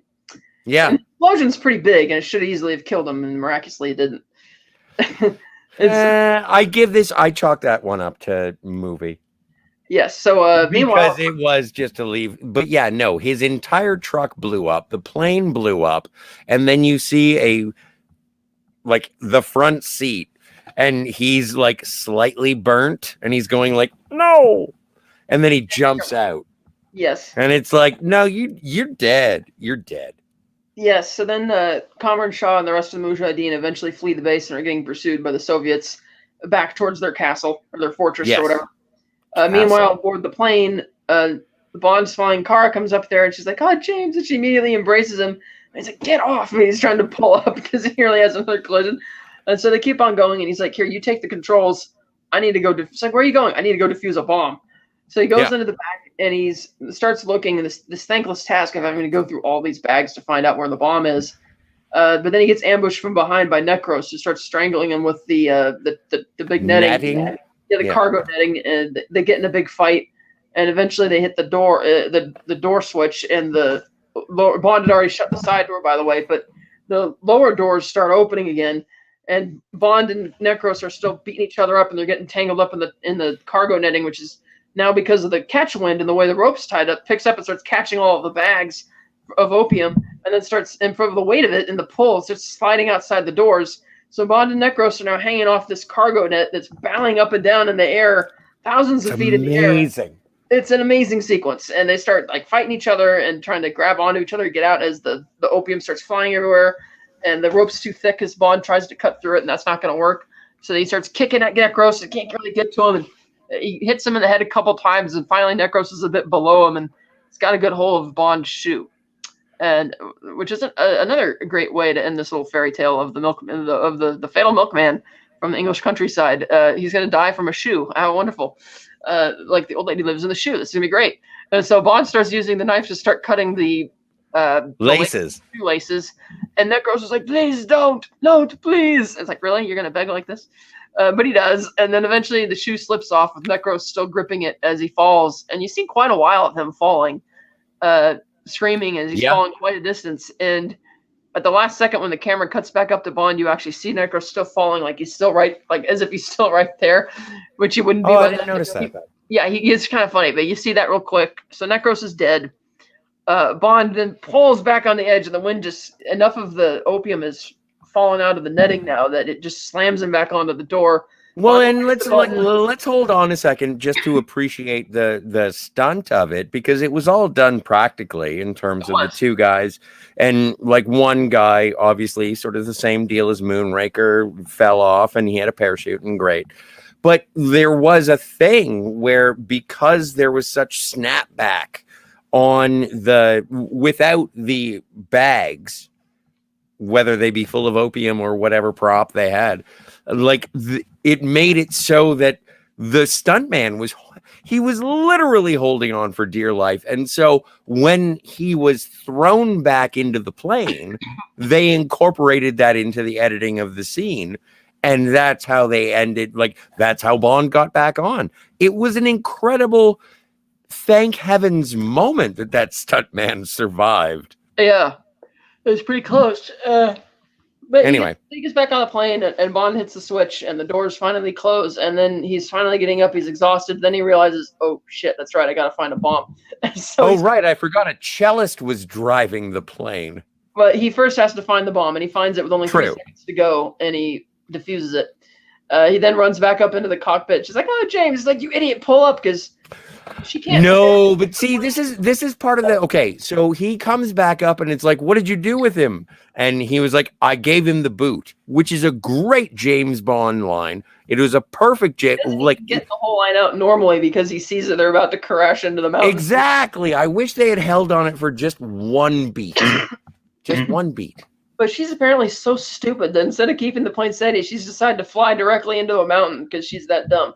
And but she's a great musician. Leave her alone. So Bond has to pull up the plane at the last second. He does, and they veer the thing around a corner, and they happen to see thousands of feet down below Comrade Shaw's little caravan making their way across the bridge, racing back to the fortress pursued by the Soviets. So Bond comes up with an idea, and once again, he stupidly trusts her. He's like, keep the plane steady this time. And he goes back over to the side door. He opens it with the bomb, and he waits to aim it just right, and he throws it out, and it hits the bridge, and big explosion, and the bridge starts blasting to pieces, taking the Soviet caravan down with them, and the rest stranded on the other side of the gorge. And the Afghans are all like, yay! And and this is where I sort of was like, okay, this is a bit too far, because we've defeated the bad guys, but from what I understand, infrastructure in this part of the world, very, very difficult to get going on. So when he blows up a bridge, I'm just like, when James Bond drops the bomb, yes, he stops the Soviet tanks, but I'm just like, I bet you could have used those bridges. Yeah, because that's what I'm thinking. It's like, they're not going to get across that gorge again. Well, never. No, they're done. And so they're stranded there, at least not without having to go hundreds of miles around the mountains. So speaking of the mountains, Bond and Kara, because he can't keep flying this plane, don't trust her to do it, they decide to just bail out of the plane. Like, forget it. Well, no, but the weird thing is that they show a POV shot from the cockpit, and there are mountains, and it's like there's nowhere to set down. There's nowhere to set down. Let's get in the Jeep. And then they go to the Jeep to deploy it with a parachute from the back of the plane to get out of the plane. And they are on a landing strip in a plane with one mountain off in the distance. And it's like, that is not what you just presented, Mr. Bond.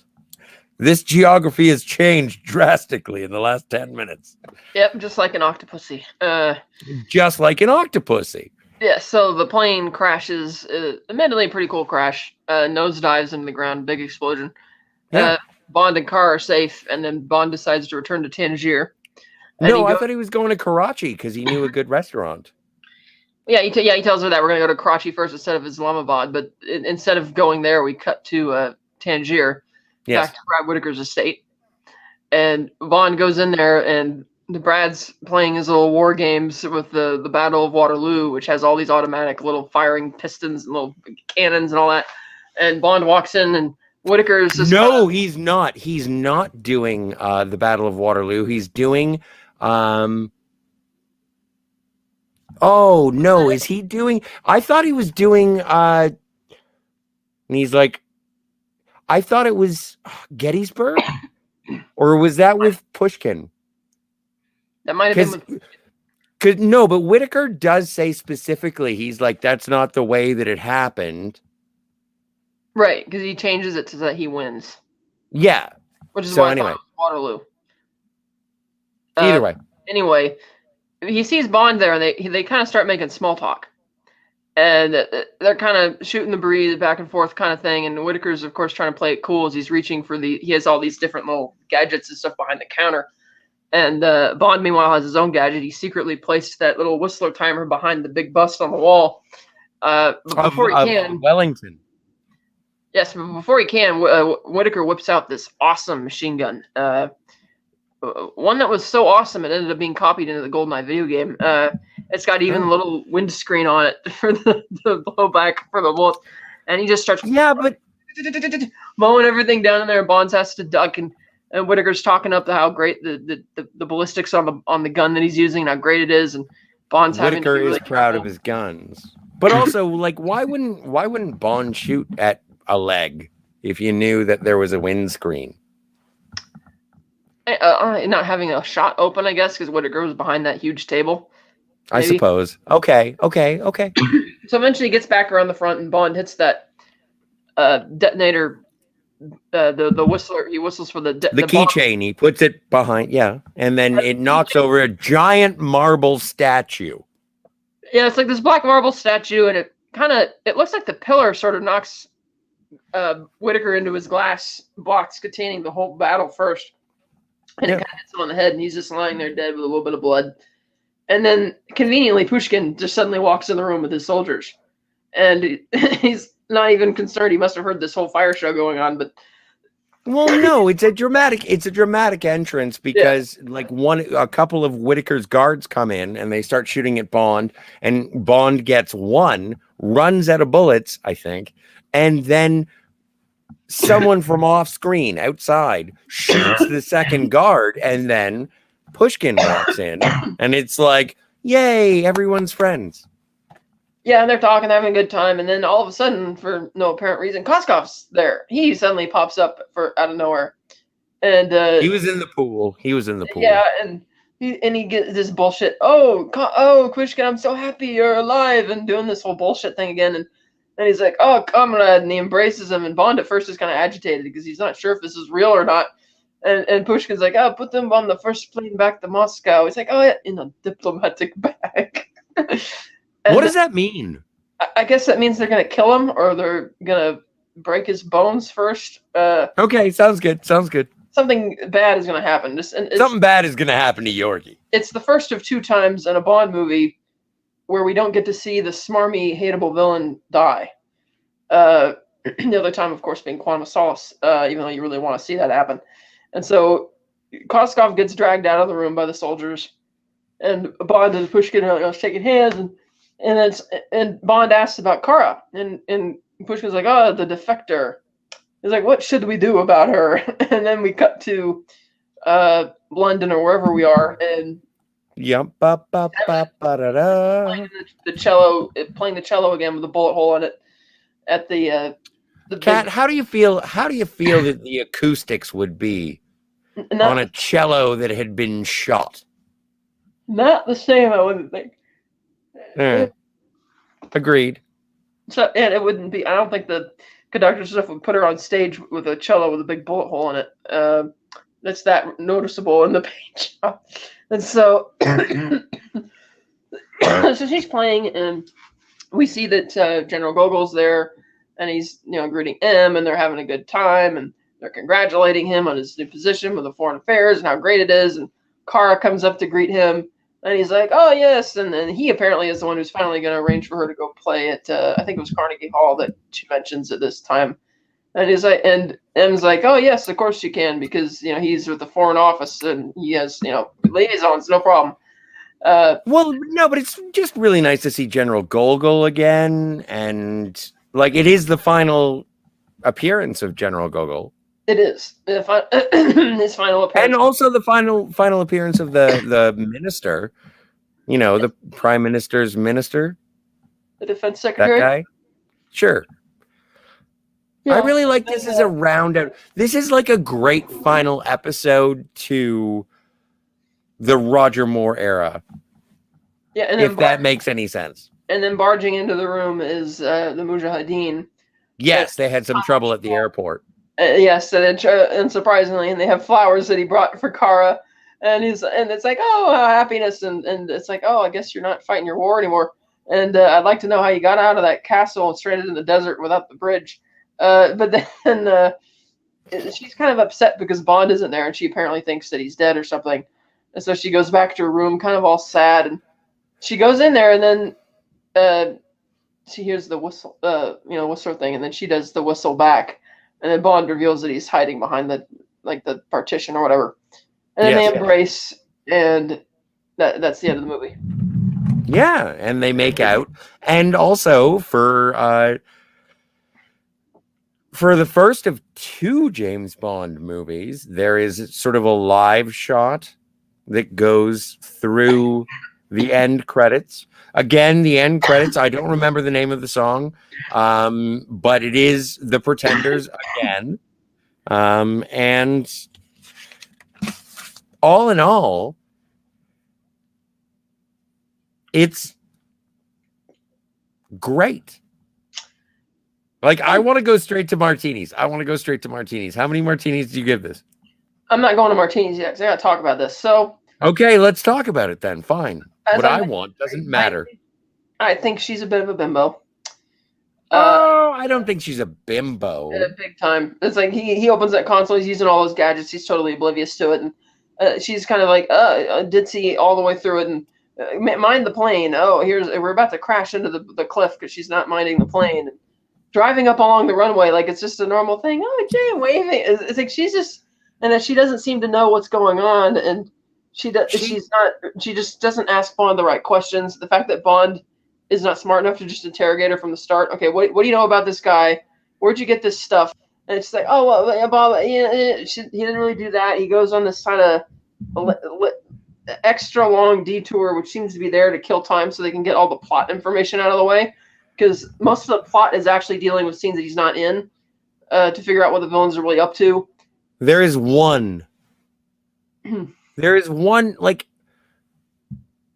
I can forgive the trespass upon stealing Yorgi as being like, I wish James Bond was there to make that situation better. But the whole point is that James Bond isn't there to make the situation better. I wouldn't necessarily call her a bimbo. I would call her, I give her, like, she's on the same level as Mary Goodnight. No. She's She's not even as malicious as Jill from Diamonds Are Forever. Well, she did leave Bond to Necros and Koskov when she knocked him out with the. I feel like she's an innocent manipulated. Yeah, that's what I mean. She's not that smart. No, agreed, totes. And again, how dumb do you have to be when you're sitting in a gadget car when Bond literally has the giant console open, fidgeting with the gadgets, firing a rocket for God's sake, and she still doesn't know what's going on. Well, James Bond had some optional extras added. Yeah, so there's that. I just don't like Koskov as a villain. He seems kind of, again, smarmy and kind of. I don't find him that interesting as a character. He's kind of forgettable. Like, I get the idea that he's the guy who's out there to make money and stuff, but couldn't he be a little less 80s and a bit more, I don't know, cunning for a Bond villain, for a Russian Bond villain? I don't know. I didn't find him that memorable of a guy. I did like Necros, though. He was pretty cool. Brad Whitaker was cool. Was a little weird. I like that Pushkin already knows everything about him, like his bullshit record and all that. Yeah. And I like. But also, part of the reason is that you're supposed to like Pushkin. Right, and I like that part of the plot and all of that in terms of what they're up to and stuff. I just don't like the girl. I don't like that he's undercover teasing around with her for as long as he is. And then admittedly the bit 80s over the top stuff in Afghanistan on the runway and everything. And the whole, we're going to join the Mujahideen. That's a little weird. But again, it's looking back at a time through the prism of what we know now in 2015, going back to 1987, and it's like, yeah, no, it's weird. Well, I didn't really have a problem with the whole Mujahideen thing, because the thing is, the Soviets still need to lose that war. Well, I just didn't like the fact that James Bond was facilitating opium addiction. Well, he didn't, because he, crashes the plane. Oh, no, and that is true. And that is also a theme that carries on until, oh my God. Well, Timothy Dalton's James Bond is so anti-authoritarian. It's amazingly good. I was saying that I don't mind the fact that he's fighting with the Mujahideen, because it's 1987. We still need the Soviets to lose that war. And they're the ones who are going to do it. And well, from what I understand, Soviet Russia was bad. Yakov Smirnov. And then afterwards, the Mujahideen and all that became the Taliban, which was sort of its own thing in Afghanistan. That Al-Qaeda didn't have anything to do with that. This kind of small group of the people from Afghanistan in the 80s went on to do that. But that's a whole other thing. If you would like to learn about the history of Afghanistan, there are more books about it than there are James Bond novels by Ian Fleming. Yes. So I didn't have as much a problem with that. It's just some of it does feel a bit too 80. Like, I like the espionage type stuff in the beginning. Yeah. First 40 minutes or so. And then when it shifts to him going on his little romance tour with her, it's kind of where, okay, it slows down a bit. And I like that it starts picking up in terms of trying to figure out what the actual plot of the movie is. I enjoy that. Yeah. Mujahideen stuff's a bit over the top. And Brad Whitaker. I like Cameron Shaw. Yeah, Cameron Shaw's okay. Yeah, he's there. And I like Brad Whitaker. Like, I like him as so here's how I equate it to like an adjacent, I don't even know if it's adjacent, but I would say the team up of Whitaker and Koskov is like the team up of Black Mask and the Riddler. If you're a Batman fan. Yeah. If not, I don't really have any other analogies. Yeah. But okay, so do you have martinis? I have martinis. I think I have 7 of them. You have 7 martinis. I'm impressed. I didn't think you'd go that high. I gotta check. Where did I go? Casino Royale is a 9. Goldfinger's an 8. Moonraker's a 7. I gotta give this one. The Living Daylights. I'm gonna give an 8. I'm gonna give an 8. I thought you'd give it Sorry? more. I can't give it more. I thought this was one of your 2 favorite films. It is, but I have one more favorite coming up, and I have to give that one. Spoilers for next week, everybody. License to Kill is getting a 10. So let's go see what the chat is saying, and let's get out of Dodge. How do you feel? All right. All right. Well, thank you all so much for hanging out and playing. I was feeling so disheartened last week, and no one was here. Well, but canceled. Oh, not last week. The week before. Oh. Yeah, no, I wasn't even here last week. That was terrible. Oh, Captain Malacco Spock. Ahoy, sir. How are you? Cheers and popcorns to you. Tiki Fire's Retro Clubhouse says No Time to Die was a good conclusion to Daniel Craig's run, I think. About as good as we were getting with current Eon Productions. Well, I agree with the first part. But about as good? Like, I still think No Time to Die. Where did I put that? What was your No Time to Die review? I think I gave that one a 10. I think I did. I think I did too. You know what? I don't have it here. Oh, no, I do. I gave it a 9. You gave it a 10. But yeah. So, yeah. Sorry. I have to learn how the chat works. Where are we here? Oh, heavens. Tiki Fire does appreciate books, and for that, we thank you. Well, the big one that I hosted up. Oh, yeah, no, totes. He was absolutely admiring. Thank you. That's crazy cool. How much does it weigh, do you think? Oh, God, I have no idea. Well, ballpark it. Like, that's got to be at least a 17-pound book. I don't know if it's that. I don't know if that much, but it's well, don't lift it if you don't have to. Yeah, it's heavy. I thought it might have something listed somewhere, but I don't think so. No, it probably no. Anyway.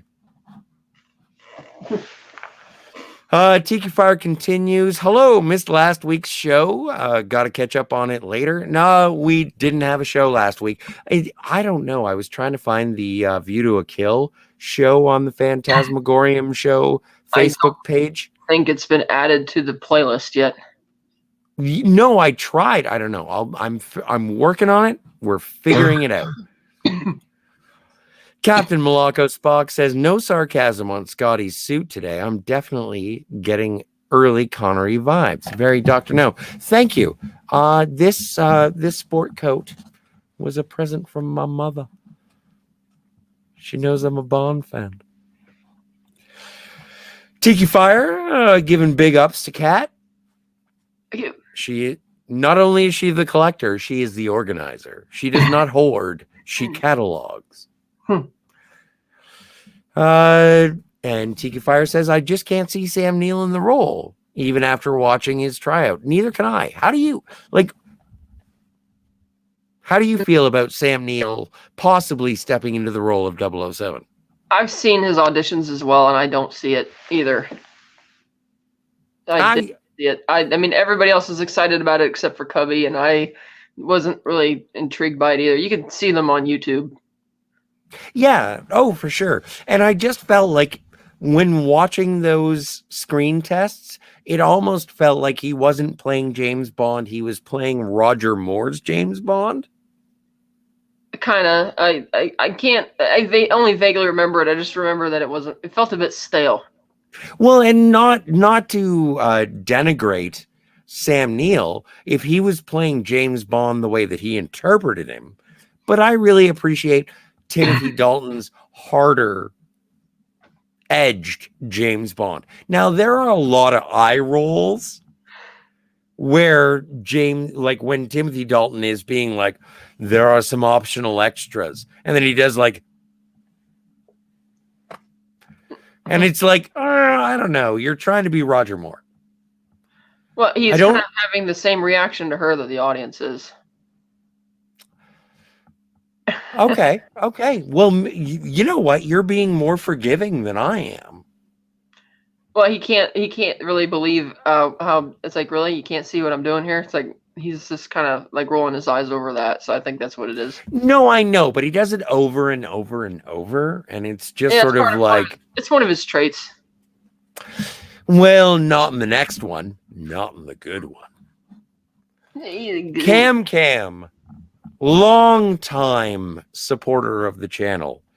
Yes. Scotty R37, we're at the Fantasmagorium show. At Martinis, Gadgets, and Guns. Hi, Scotty and Catherine. Love this movie. Well, Cam, I'd be interested to find out how many martinis give it. Tiki Fire says, I think that Moneypenny was in the wedding scene in A License to Kill. That is apparently something that I get to look forward to next week. The lovely Cherie is here, which is... Cherie? Yeah. Long-time fan. And we always enjoy the lovely Cherie. Also, Tiki Fire wants to sing... The Living Daylights. And the Aston Martin in this movie, it is like, out of all the Aston Martins, I would put this on par with the GoldenEye or Goldfinger. Yeah, well, that's cool because that's the same one, or not exactly, but close enough model. Yes. Yeah. And regarding Jerome Kreb, yes, Tiki Fire says he's the villain in The Fugitive as well. He always plays the Two-Face. Yep. Which is, I haven't seen him in too many movies outside of that. Oh my God, he plays the bad guy in the 1987 Dolph Lundgren Punisher movie. Mm. From what I understand, Kat, you've never seen that? No. Well, I think they got Joe Don Baker after seeing him in the miniseries Edge of Darkness that Martin Campbell, future Bond director at the time, directed. Well, and also Joe Don Baker comes back as, oh my God, what's his name? Jack Wade. Boom, science. Yeah. Cam giving big ups to the sleeping gas explosive super key. Yes. We all need one. Well, in Tiki Fire, I agree with you. He says, or they say, I really like this setup in this movie and the double crossing. It just kind of veers off into Afghanistan, as people have said earlier. As Scotty said earlier. Well, no, I know I'm editorializing, so I don't sound like I'm being self-aggrandizing. But I'm just saying, like, I do appreciate the sort of spycraft intrigue that goes into it, and the romance aspect. I like it.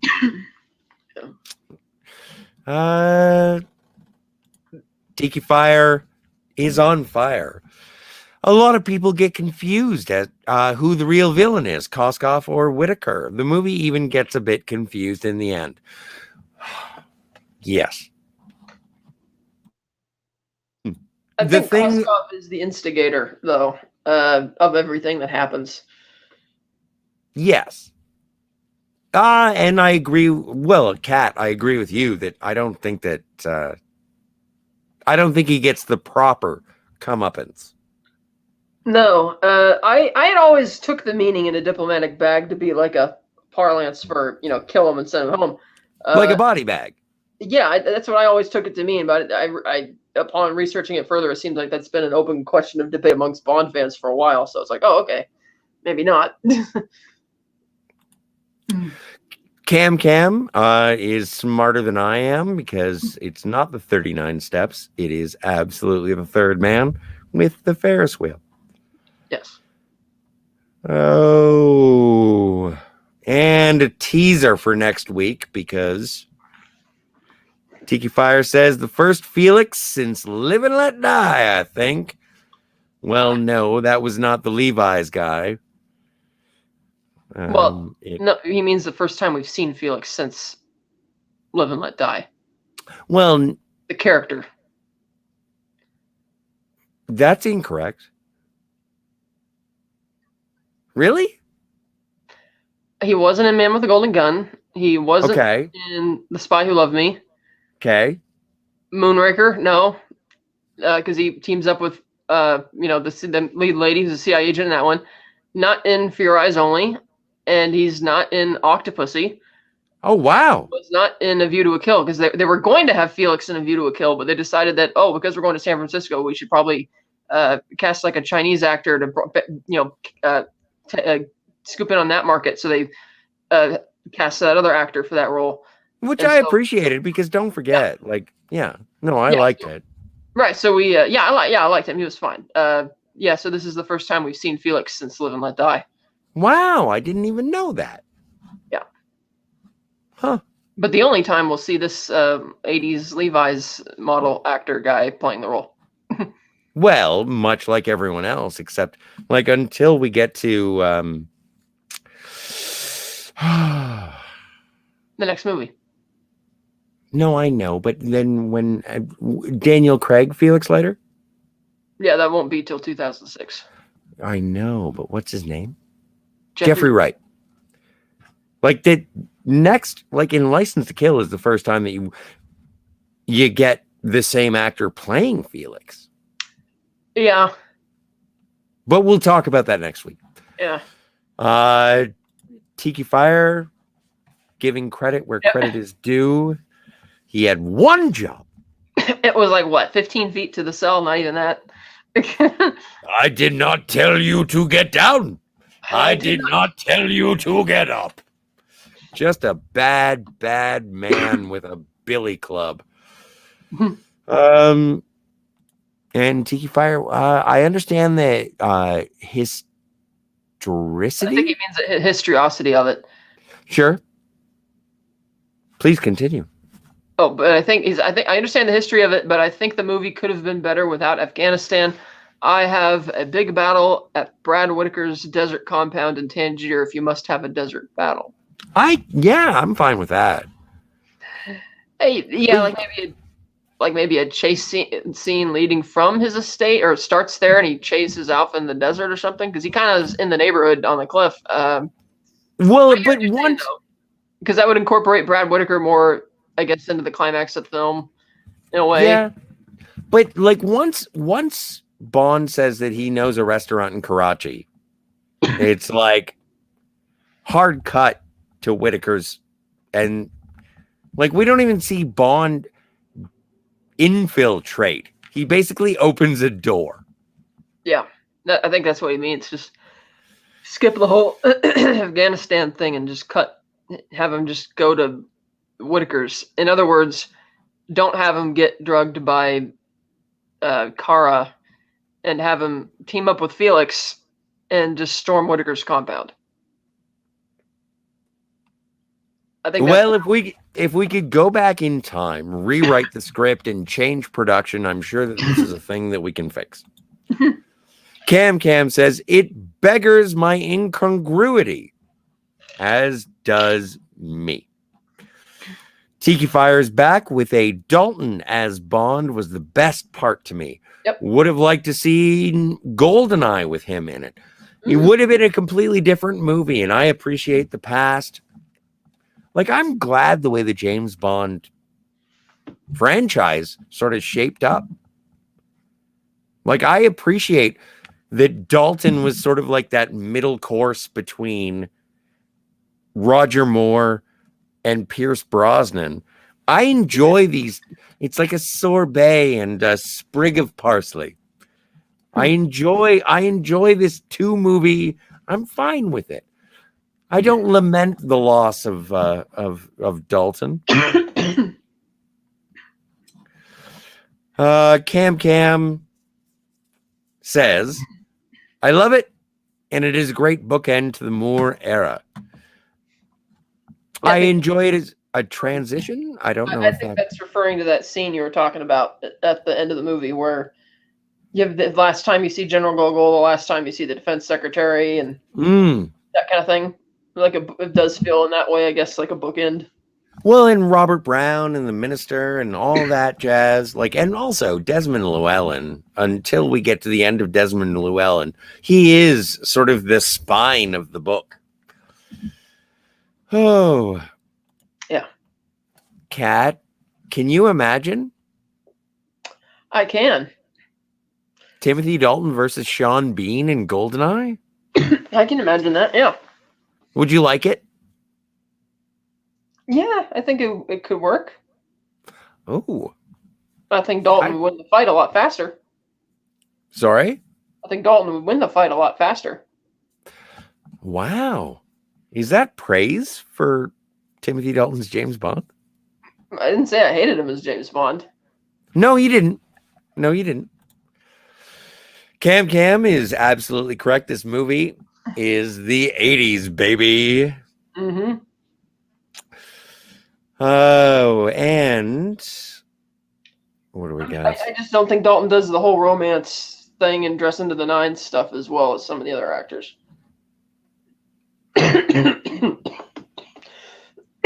I broke Scotty. Well, the rest of the chat is very much thank you for winding down. Cam says thanks to Scotty and Catherine. Thank you. And Tiki Fire giving a shout out to Cam. Cam saying no, Sam Neill. Oh. 6 martinis, that's usually Connery territory. Oh no. So far, like, the highest praise that we've given to any James Bond movie has been Craig and Dalton. Oh, you mean us so far? No, Connery got an 8 and a 9. But yeah, like in 8 for Dr. No, I gave him a 9 for Goldfinger, I think. Yeah, no, yeah. And then For Your Eyes Only, oddly enough, a Roger Moore, I gave an 8. But yeah, no, things are on the up and up. And Cam asks, Felix is the same in the next 2? No. He's David Hedison returns next week. And that's it. There's no Felix in the one after that.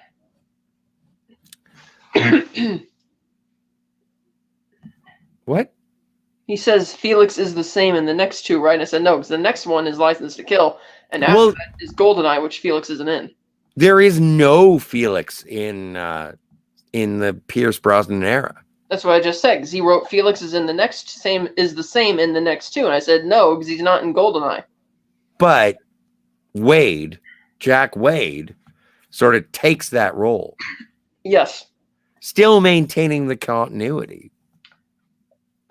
Not really, because he's played Brad Whitaker in The Living Daylights. Yeah, but also, like, by the time we get to Goldeneye, it means that Felix Leiter only has 1 leg. And he's not in the film. Well, we will discuss that next week when we discuss The Living Daylights. No. License to Kill. This is The Living Daylights. When we discuss the Heartless Felix. When we talk about Tracy from Three's Company. Tiki Fire says, thanks for the great show. Always. And Tiki Fire. The Living Daylights gets 7 martinis from they. Oh, wait, one more. He retires with that nurse. He does with Tracy. True story. So, Kat, do you have any closing thoughts? I think this is a movie I liked more as a kid, but now she just bugs me a lot in this movie, and I don't find the villains as memorable as they could be. And again, I don't think Dalton does the romance dressed to the nines thing as well as the other actors, but I love him when he's in like action tough guy mode. He's great at that. I've heard that before, but I do like him in a tux. I don't find him uncomfortable. I find him proper. He didn't get many moments to do that in this movie, though. Well, he does, He at the beginning, but yeah, he didn't really get much time after that for that. Well, if you'd like to see some casino moments, I would recommend you tune in next week. Yes. Because James Bond will return in License to Kill. And Martinis, Gadgets, and Guns will return with License to Kill. Yes, we will. All right. Well, we done? We good? Yep. Till next week. Until next week. Thank you, everyone, for watching. Hugs and misses, loves and all the things. And James Bond will return. Yeah, that'll do.